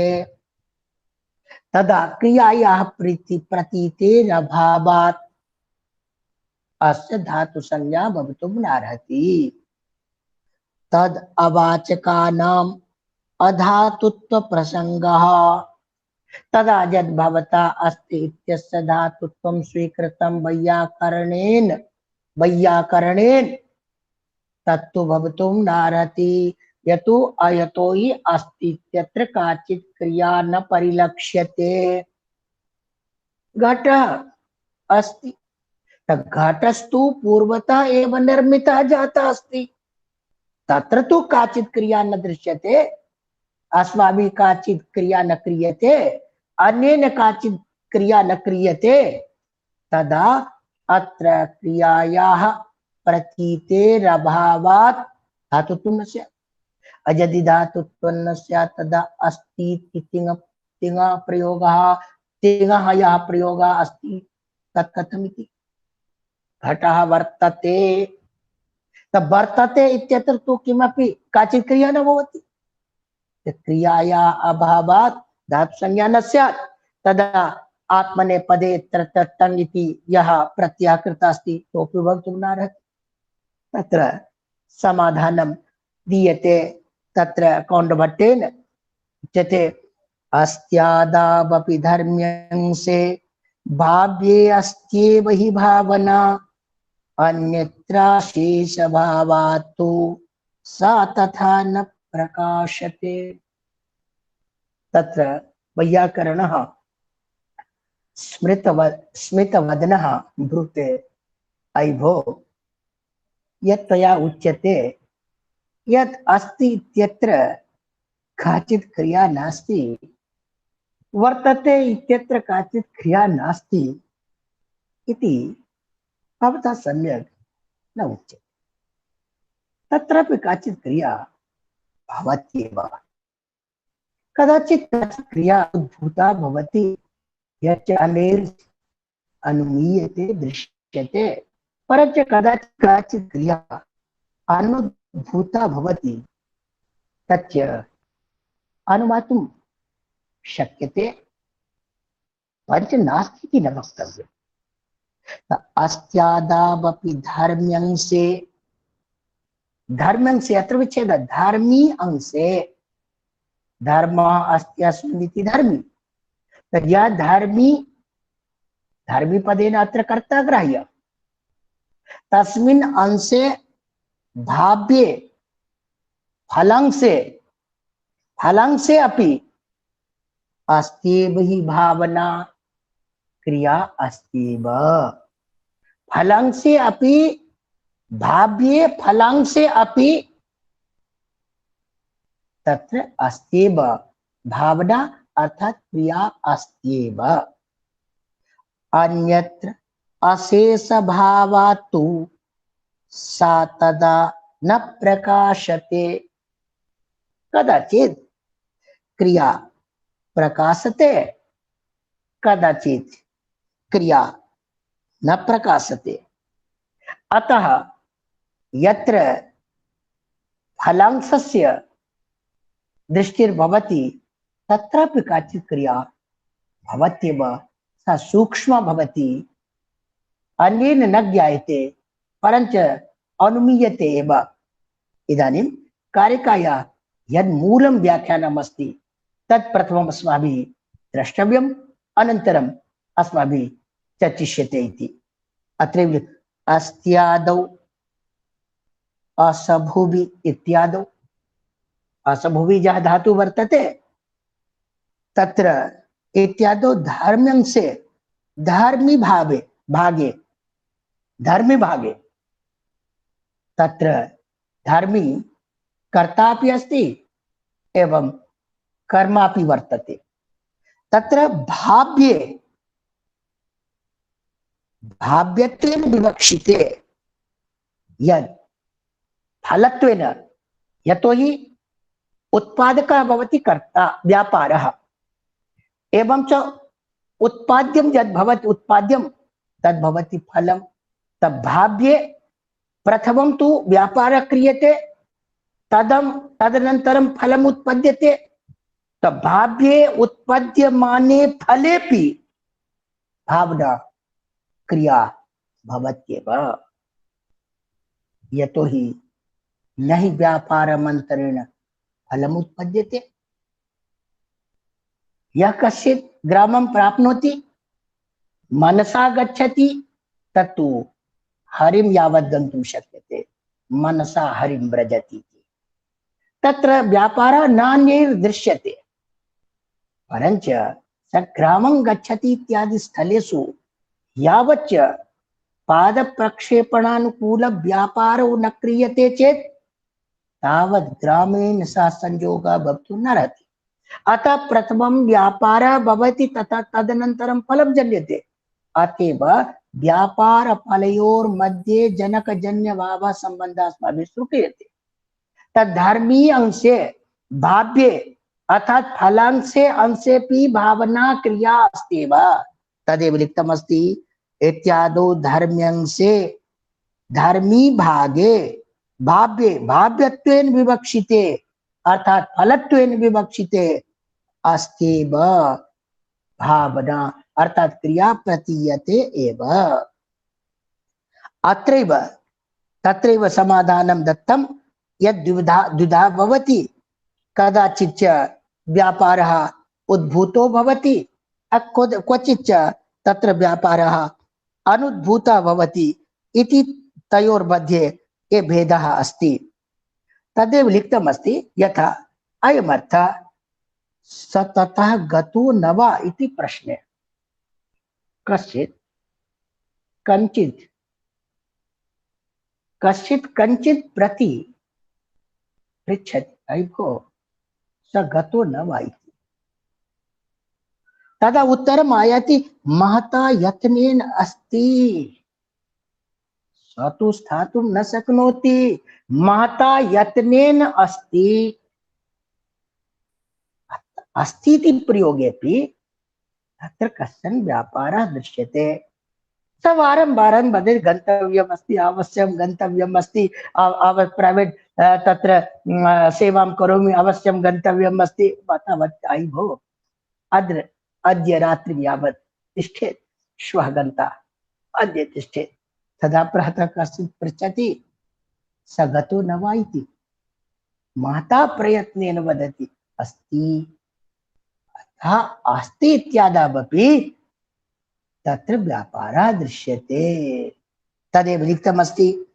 अस्य अयमर्थः स ततः गतो न वा इति प्रश्ने माता यत्नेन अस्ति इति प्रयोगे सत्तारूप फलानुकूला भावना प्रतीयते एव। अत्रापि सत्तानुकूला भावनानां क्रिया प्रतीयते एव।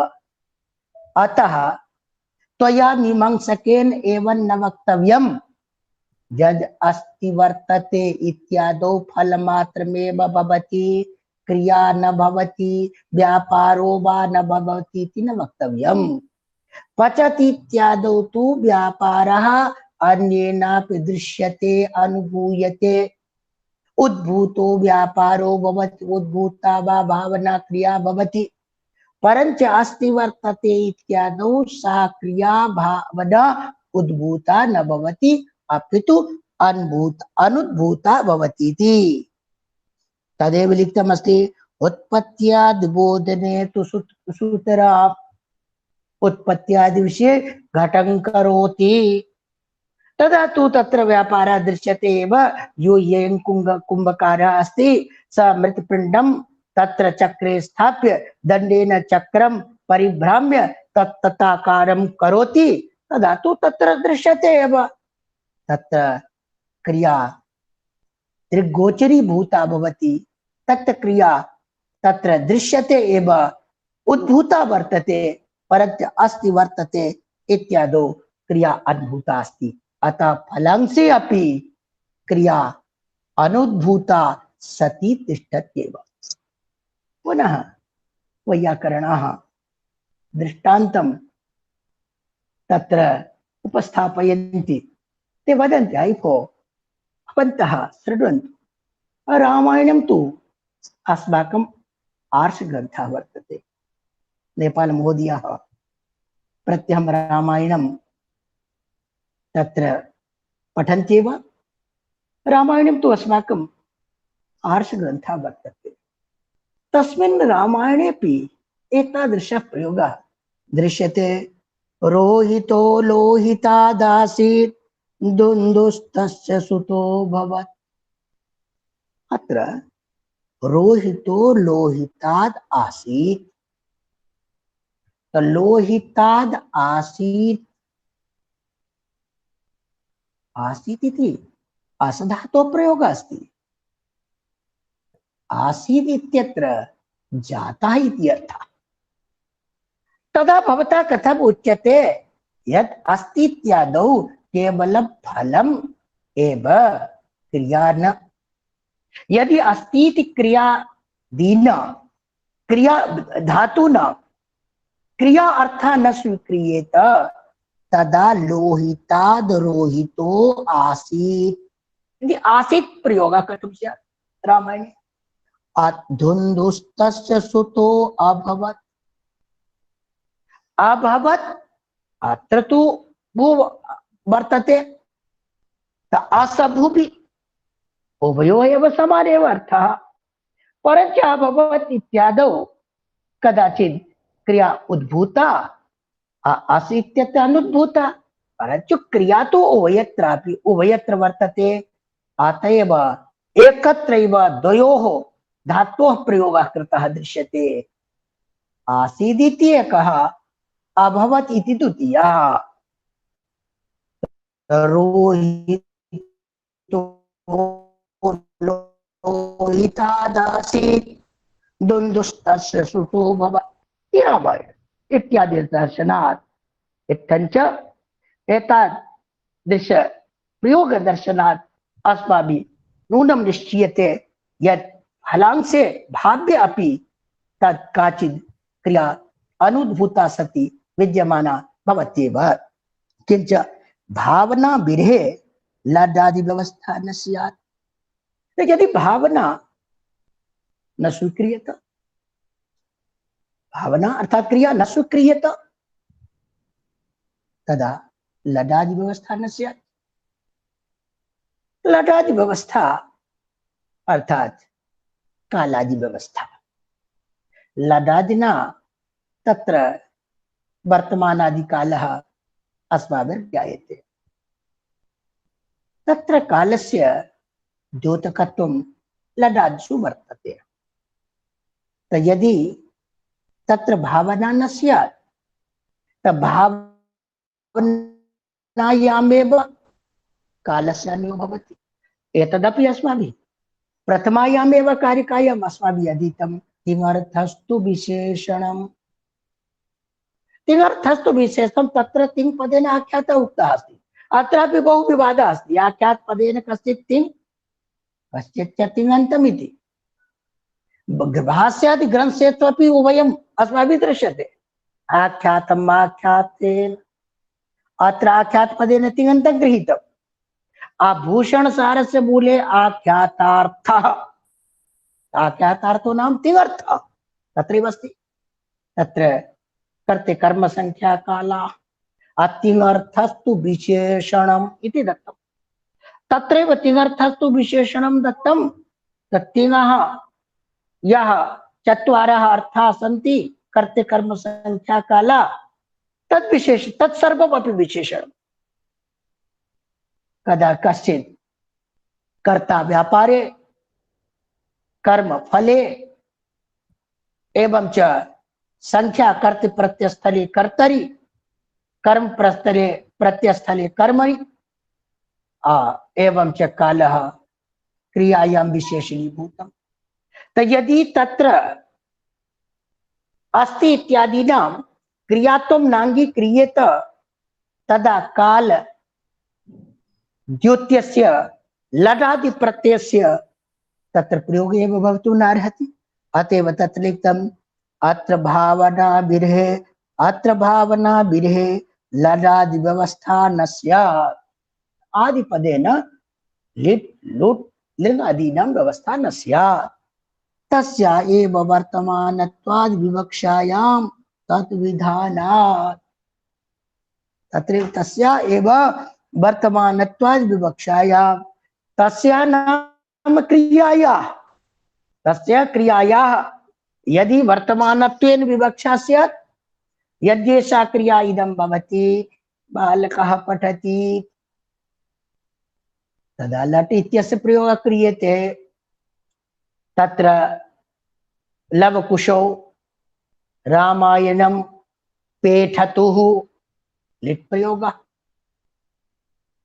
स व्याकरणं श्वः पठिता, तदा लुट् प्रयोगः। अहमपि पठिष्यामि लिट् प्रयोगः। तो इदानीं क्रिया यदि अर्थः न स्यात् तदा कालद्योत्यस्य लडादीनां प्रयोगः अपि भवितुं नार्हति। तदा अस्ति इति प्रयोगः न स्यात्। तदेव लिखितं तस्या एव वर्तमानत्वाद् विवक्षायां तद्विधानात्, अर्थात् लडादीनां विधानं क्रियते। तत्रैव पुनश्च लकारात् यद्य अग्रे प्रकरणं तदपि अस्माभिः कदाचित् कार्यान्तरे द्रक्ष्यते एव। तत्र लकारार्थनिर्णयः अस्ति। तत्र वर्तमानस्य काले अस्ति। वर्तमानं नाम किमिति तत्र भूत भविष्यत् भिन्नत्वं वर्तमानत्वं, पुनश्च अत्र लक्षणे दोषः आगतः, पुनश्च प्रारब्ध परिसमाप्तिकालत्वं वर्तमानत्वम् इति लक्षणं दत्तम् अस्ति। तस्य चर्चा अनन्तरं करिष्यते इति। क्रियाभेदाय कालस्तु संख्यया सर्वस्य भेदिका इति भारतृहरि न वाक्यपदे उक्तं। तत्र क्रियाभेदाय कालस्तु,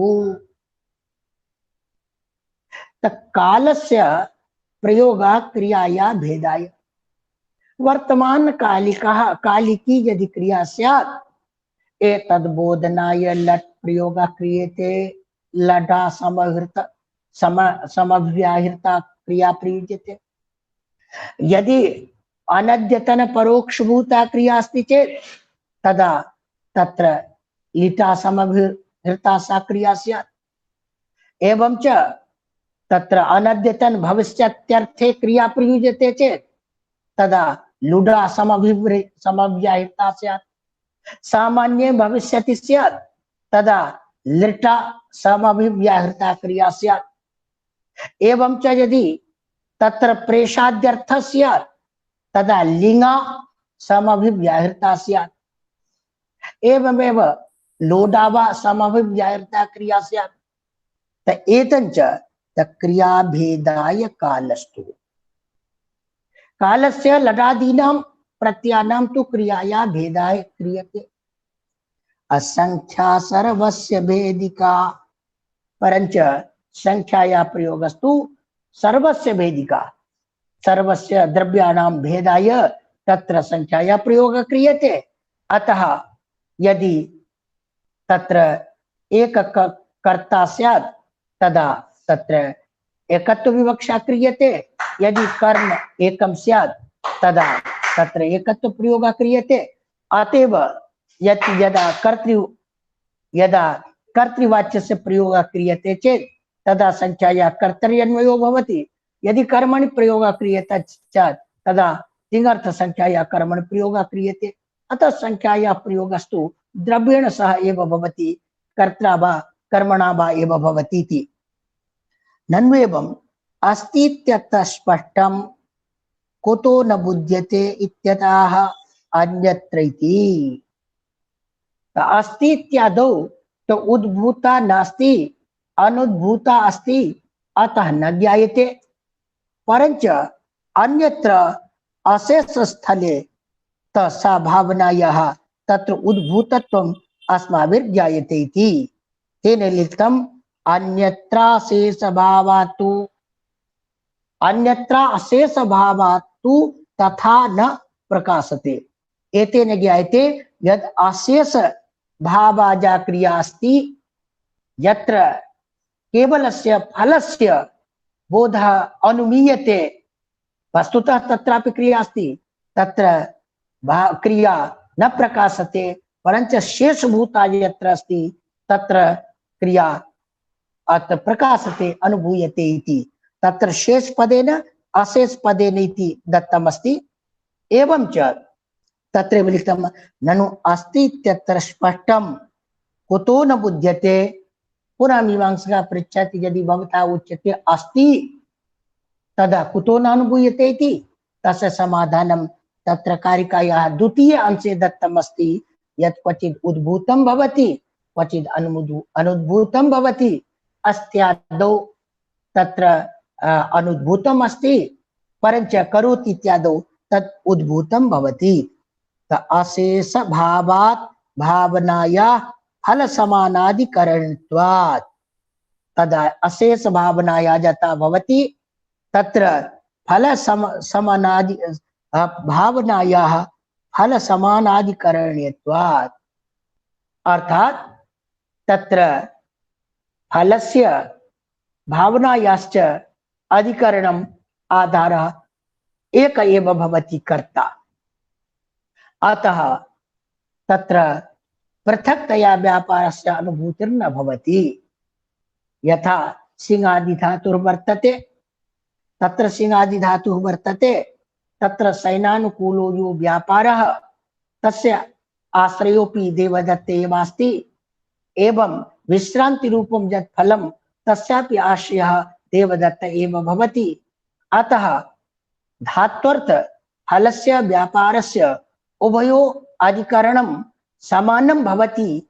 अतएव तत्र व्यापारस्य अनुद्भूतम् अनुभूयते, परंच नास्ति इति प्रयोगो न वक्तव्यमिति। तदेव लिखितं भावनाया फल समानाधिकरणत्वात्। अर्थात फलस्य यद् अधिकरणं तदेव अधिकरणं व्यापारस्यापि क्रियायाः अपि भवति। अतस्तत्र क्रिया अनुद्भूता भवति। परंच करोति इत्यादि फलेषु तत्र व्यापारस्तु कर्तरि एवं च फलं कर्मणि दृश्यते। अथ पृथक्तया तत्र द्वयोर उद्भूतत्वं दृश्यते इति। तथा च भावनायाः फलसमानाधिकरण्य वत् अस्पष्टत्वम् इति अस्पष्टत्वे दोष इति भावः।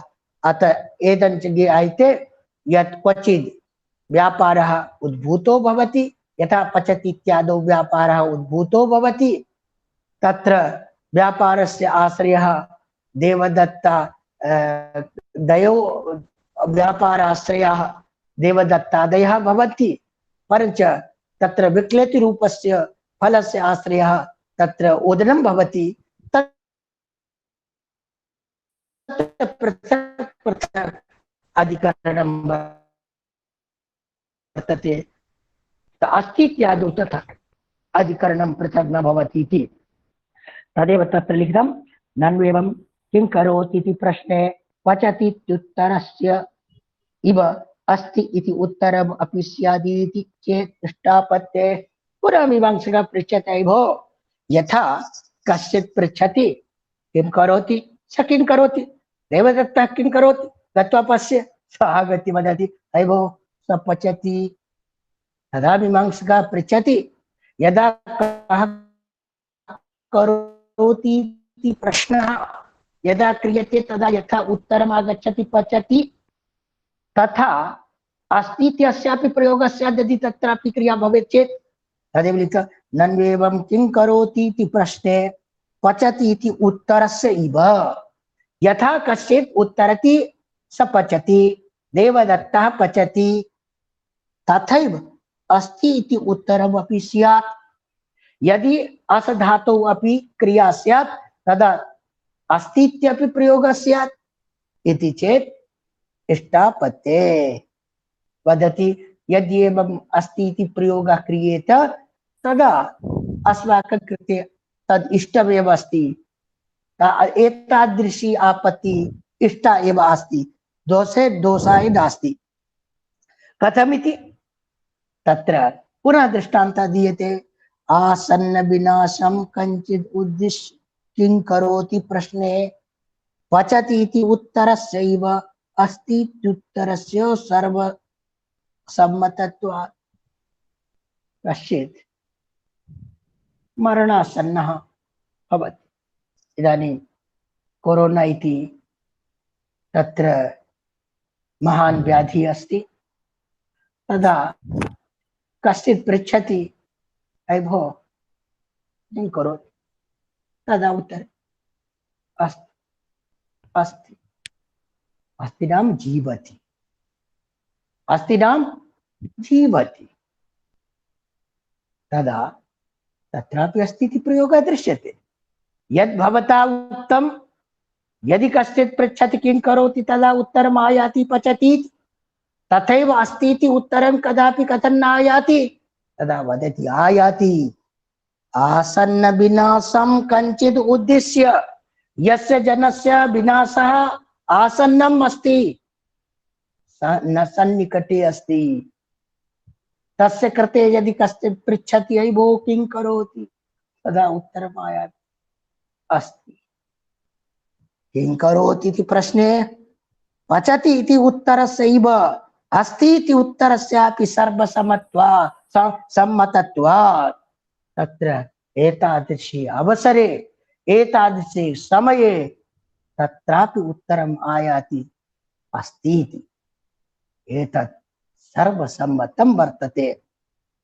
इतरत्र तु सुस्थतया निश्चीयते किं करोति इति प्रश्ने प्रश्नः। इतरत्र पाकादि स्थले तु सुस्पष्टमेव अस्ति, पचति इति प्रयोगः क्रियते इति। अतः इति इतरत्र तु सुस्थतया निश्चिते किं करोति इति प्रश्नः पाकादि विशेष गोचरे एव इत्यवधारणात् अस्ति इति नोत्तरमिति। परञ्च पाकादि स्थलेषु अस्ति इति प्रयोगः न क्रियते, तस्य तु अन्यः एव अवसरः अस्ति। अतः सर्वत्र अस्ति इति प्रयोगस्य अपेक्षा भवता कथं क्रियते। यदा तादृशः अर्थः बोद्धव्यः स्यात् तदा एव अस्ति इति प्रयोगः क्रियते। सर्वत्र पचति इत्यपि प्रयोगो न भवति। यदा कश्चित् कुम्भकारस्य विषये पृच्छति अयि भो किं करोति तदा उत्तरम् आयाति घटं करोति इति तत्र पचति इति प्रयोगः न व्यवह्रियते। यदि कश्चित् पाकं करोति तद् विषये प्रश्नः क्रियते तदा एव उत्तरम् आयाति पचति इति।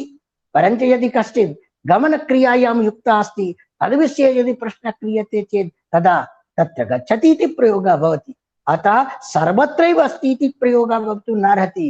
यदि तादृशः अर्थः विवक्षितः अस्ति तत्रैव अस्ति इति प्रयोगस्य भवति इति। अतः सर्वत्र यथा पचति प्रयोगः तथैव अस्ति इति प्रयोगः भवेत् इति आवश्यकं नास्ति इति। अस्तु, इदानीं एतद् या द्वादशी कारिका अस्ति सापि सम्पन्नतां याति। पुनः इदानीं चर्चा क्रियते। अहं श्रूये न वा? हरि ओम्। श्रूयते? हाँ श्रूयते। अस्तु, दृश्ये न वा? तदपि श्रूयते। अस्तु, इदानीं पुनः चर्चा क्रियते। प्रथमे दिवसे या प्रथमा कारिका अस्ति मन्ये सैव कारिका तत्र प्रकरणान्तं यावत् अनुधावति। तत्रैव प्रथमा कारिका आसीत् अयि भो, स्मरामि तद्, अयि भो धातोः अर्थः फलं व्यापारश्च इति उभौ भवता प्रोक्तः। तदा कथं ज्ञायेत यत् इदानीं धातोः अर्थः फलम् अस्ति? कथं ज्ञायेत इदानीं धातोः अर्थः व्यापारः अस्ति? यतोहि फलव्यापारोभय वाचकतावान् धातुः इति व्याख्यायां तत्र ब्रजभूषण ओझा महोदयः प्रथमे दिवसे व्याख्यातमासीत्, मया तद्दिने श्रुतमिति। तत्र फलनिरूपितवाचकतावान् धातुः इति व्याख्यातं। तत्र फलव्यापारोभय निरूपितवाचकतावान् धातुः इति। तत्र वाच धातौ वाचकता अस्ति, तत्र फलनिरूपिता अपि वाचकता धातुः अस्ति, व्यापारनिरूपिता अपि वाचकता धातुः अस्ति। एतेन फलव्यापारोभय निरूपिता वाचकता अस्ति। तदा केन अपि जिज्ञासितम् अयि भो तदा कथं ज्ञायते यत् इदानीं फलम् अस्ति अर्थः, इदानीं च व्यापारः अस्ति अर्थः? तदा समाहितम् अग्रे गत्वा अयि भो यदा यक् तं प्रत्ययाभ्यां समभिव्याहृतो धातु स्यात् तथा धातु अर्थः फलं ज्ञातव्यम्। यदा च शप् स्नम् श विकरण सहिता तिङ् प्रत्ययेन समभिव्याहृतो धातु स्यात् तदा धातु अर्थः व्यापारः अस्माभिः ज्ञातव्यः।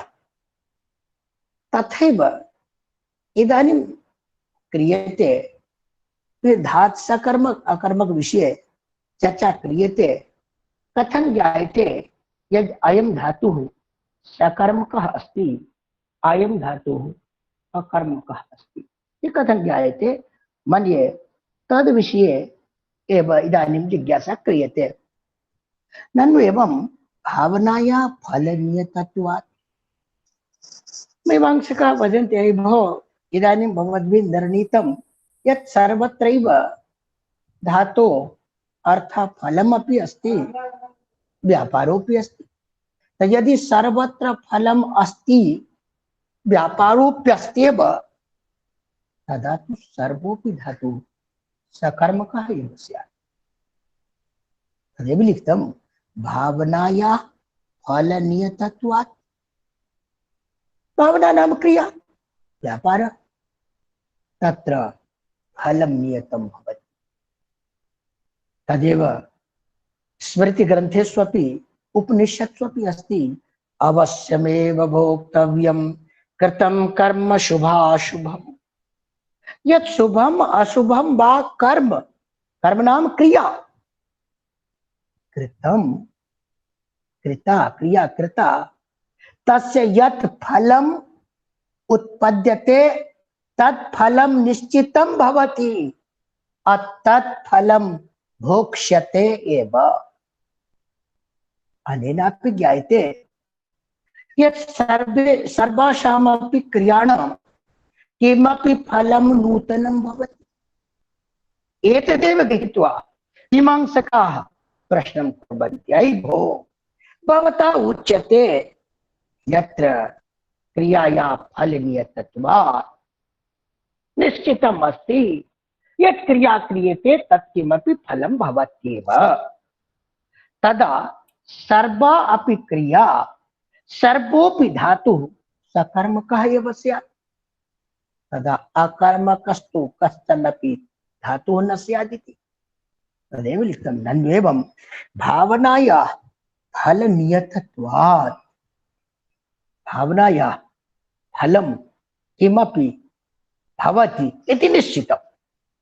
तो यदि फलं भवति इति निश्चितम् अस्ति, फलस्य तत्र नैयत्यं भवति, तदा फलाश्रयस्य कर्मत्वात्। तदा अस्माभिः एतदपि ज्ञातं यत् यत् फलाश्रयं भवति तत् कर्म भवति। तत्र सर्वेषां क्रियावाचकत्वे सकर्मकतापत्ति, तु सर्वासां क्रियाणां सकर्मकत्वम् एव स्यात् इति आपत्तिः।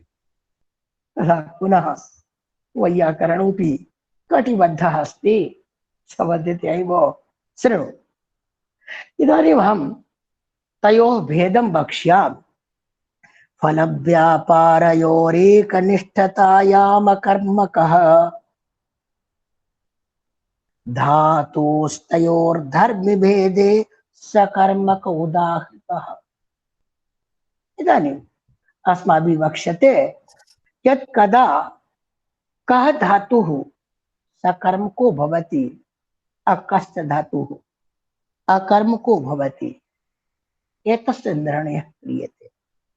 फलव्यापारयोरेकनिष्ठतायाम् अकर्मकः,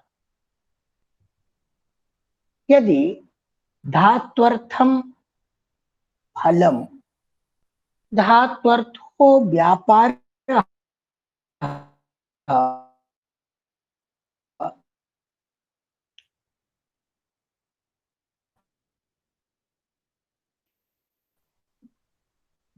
एकत्र स्थितो भवति तत् अकर्मकः।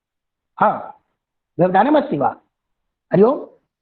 हरि ओम्। हाँ, मध्ये मध्ये किमपि व्यवधानम् इदानीं श्रूयते। इदानीं हाँ श्रूयते। पुनः चर्चा क्रियते यद् अयि भो फलव्यापारयोरेकनिष्ठतायाम् अकर्मकः धात्वर्थं फलं धात्वर्थो व्यापारः यति एकत्रैव तिष्ठतः, तदा ज्ञातव्यं यद् असौ धातुः अकर्मकः अस्ति। परञ्च धातुस्तयोर्धर्मभेदे, तो यदि तयोर्धर्मभेदे अर्थात यदि धात्वर्थं फलम् अन्यत्र तिष्ठति, धात्वर्थो व्यापारः अन्यत्र तिष्ठति, तदा स धातुः सकर्मकः ज्ञातव्यः। इत्थञ्च अस्माभिः निर्णीतं यद् धातोः अर्थः फलं व्यापारौ इति उभयौ तु भवतः एव, परञ्च तद् अर्थद्वयं क्वचित् एकत्र तिष्ठति, क्वचित् च पृथक् पृथक् स्थले तिष्ठति। यदि च द्वावप्यर्थौ एकत्रैव तिष्ठतः, तदा ज्ञेयः यत् असौ धातुः अकर्मकः अस्ति। यदि च फल व्यापारौ द्वावप्यर्थौ पृथक् पृथक् अधिकरणे तिष्ठतः, तदा ज्ञातव्यः असौ धातुः सकर्मकः अस्ति। एतेनापि ज्ञायते यद् अस्माकं वैयाकरणानां फल व्यापारौ धात्वर्थौ इति सिद्धान्तः समीचीनः एव अस्ति। अत्र एकनिष्ठतायाम् इत्यस्य विभागः क्रियते यत् अधिकरणम् एकं भवेत्, द्वयोः अधिकरणम् एकं भवेत्, तदा तदेव मूले लिखितमस्ति। प्रथमम् अस्माभिः मूलं द्रष्टव्यम्। एकनिष्ठतायाम् एकमात्र निष्ठतायाम्, अर्थात एकत्र यदि तिष्ठति, एकस्मिन् यदि द्वयोरधिकरणम् एकमेव स्यात्, तदा सधातुः अकर्मक अर्थात भिन्नाधिकरण अवर्तितायाम्, भिन्ने भिन्ने अधिकरणे तयोः धात्वर्थयोः फलव्यापारयोः वृत्तिता न तिष्ठेत्, एकत्रैव उभयोः वृत्तिता स्यात्, तदा कर्मकः तेन गम्यादौ फलस्य कर्तृनिष्ठत्वेऽपि नातिव्याप्तिः। वदति यत्र दोषः दृश्यते किंचित् स अंशस्तेन गृह्यते, सिंहादौ दोषः नास्ति अतः स धातुर्न गृह्यते, लज्जार्थको यः धातुः अस्ति तत्र दोषः नास्ति अतः स न तत्र गृह्यते। अच्छ गमने वदति अयि भो तत्र गच्छतीत्यत्र गमनरूपम् अतः संयोगरूपं यत् फलं तत्तु दुष्टं वर्तते, कर्तरि अपि संयोगः भवति, कर्मणि अपि संयोगः भवति, यावच्च कर्ता ग्रामं नोपेति कर्तृग्रामयोः यावत् संयोगः न स्यात् तदा ग्रामं गच्छति इति प्रयोगः न स्यात्, तदा गम धातोः यः संयोगः तदा तत्र तु फले अपि व्यापारे अपि अस्ति, तदा उच्यते सम्यक्।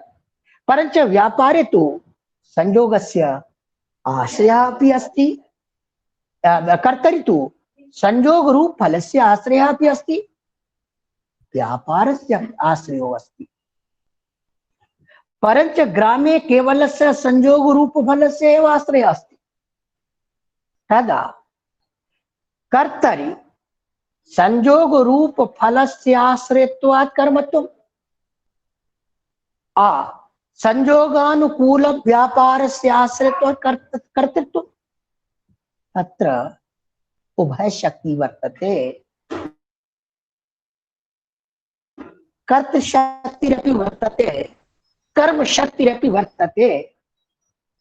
कारकं नाम शक्तिरेव, वाक्यपदीय उक्तं योग्यता जास्ति सैव शक्ति, तो कर्तरि तु कर्तृशक्ति अपि अस्ति, एवं च कर्म शक्तिरपि अस्ति संयोगरूप फलस्य आश्रयत्वात्, तदा उच्यते चिन्ता मास्तु परया कर्तृसंज्ञया कर्मणः बाधः, तेन देवदत्तादौ कर्तरि तु कर्तृ तत्र व्यापाराश्रयस्य प्रावल्यत्वात् परत्वाच्च कर्तृत्वमेव, परञ्च ग्रामे संयोग मात्रस्य आश्रयत्वात् तत्र कर्मत्वम्, अतः हानिर्नास्ति। तदेव मूले लिखितम् अस्ति यत्तेन गम्यादौ तेन गम्यादौ तेन गम्यादौ तेन गम्यादौ फलस्य कर्तृनिष्ठत्वेऽपि नातिव्याप्तिः।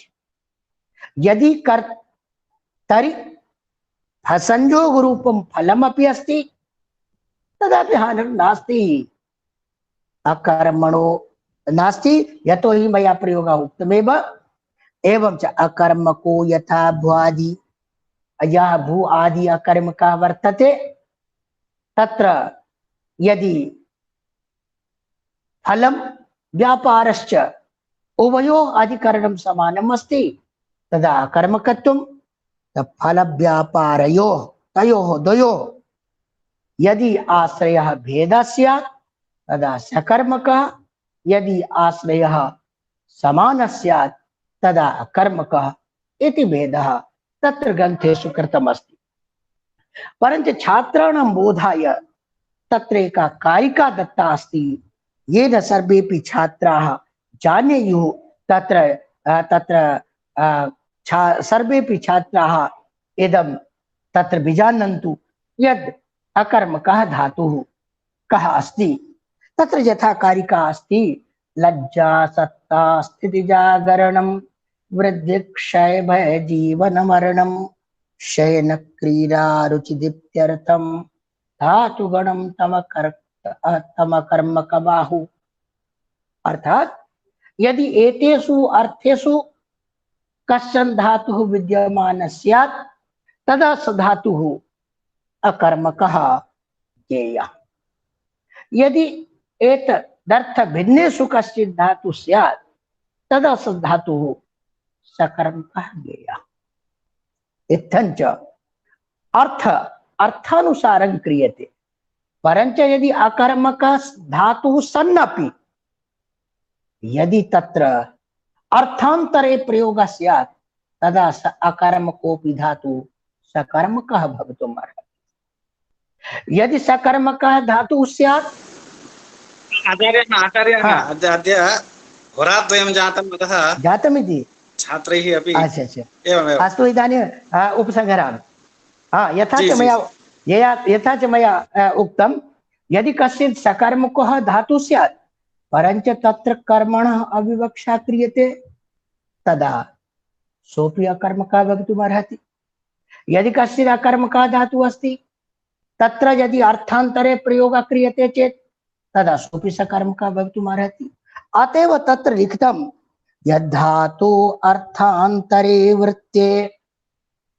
यदि धातो अर्थ अन्यस्मिन् अर्थे क्रियते चेत् तदा अकर्मकः सन्नपि स धातुः सकर्मकः भवितुम् अर्हति।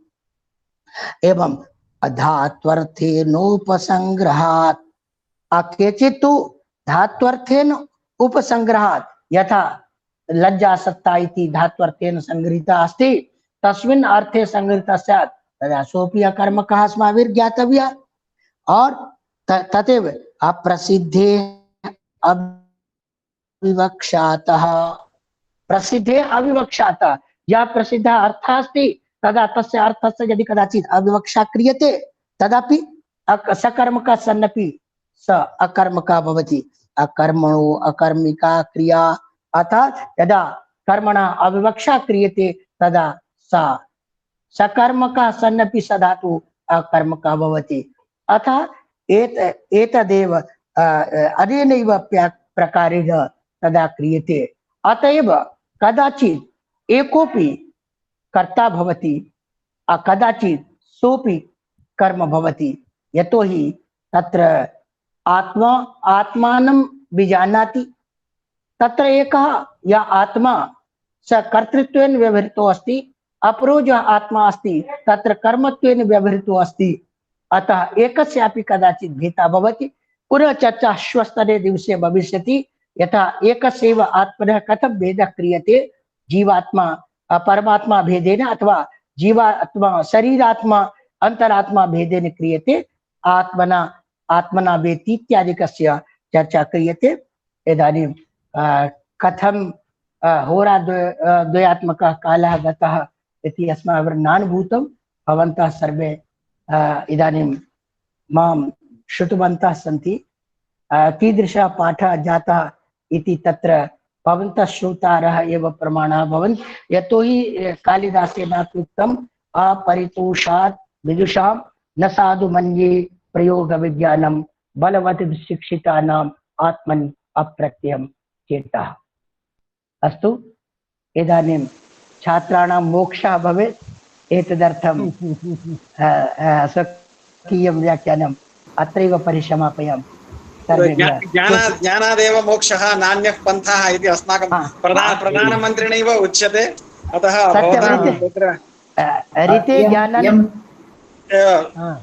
भगवतः मोक्षमाणानाम् अजिह्माराजपद्धतिरिति। एवमेवं जी जी, भगवतः एवं सफल हो गया। नेपाल महोदय सफल हो गया था आज के कार्यक्रम के लिए, धन्यवाद दीजिए। तो आज के कार्यक्रम आप तो आए हैं, आप ही धन्यवाद अरे दीजिए। नहीं, आज सब कुछ आप ही करेंगे। तो बहुत ही दिव्य व्याख्यान रहा। भवतां श्रीधर मिश्र महोदयानां मुखमानस सरोवरात् विनिसृता ज्ञानगंगा नितरां सर्वान् अस्मान् मोक्षं प्रापयिष्यति इति दृढीयान् विश्वासः अस्माकम्। और विष्णुकांत पांडे महोदय अपि तत्र प्रारम्भतः एव विद्यमानाः सन्ति, तेषां कृते अपि। विष्णुकांत पांडे महोदयेभ्यः अपि अनेकशः साधुवादाः वितीर्यन्ते, यत्ते एतावता धैर्येण इयन्तं कालम् अत्र समुपस्थाय अस्मान् अन्वगृह्णन्निति। किंच अपरे ये छात्राः सन्ति, प्रिया सिन्हा, प्रिया कुलकर्णी, पिंकेश सोनी, पद्मा राघवेंद्र, गौतम मिश्र, सोमदास दास, दीक्षा शर्मा, अश्वनी ठाकुर, आचार्य अनंत, संस्कृतं ब्रह्मांडम, सर्वेभ्यः 14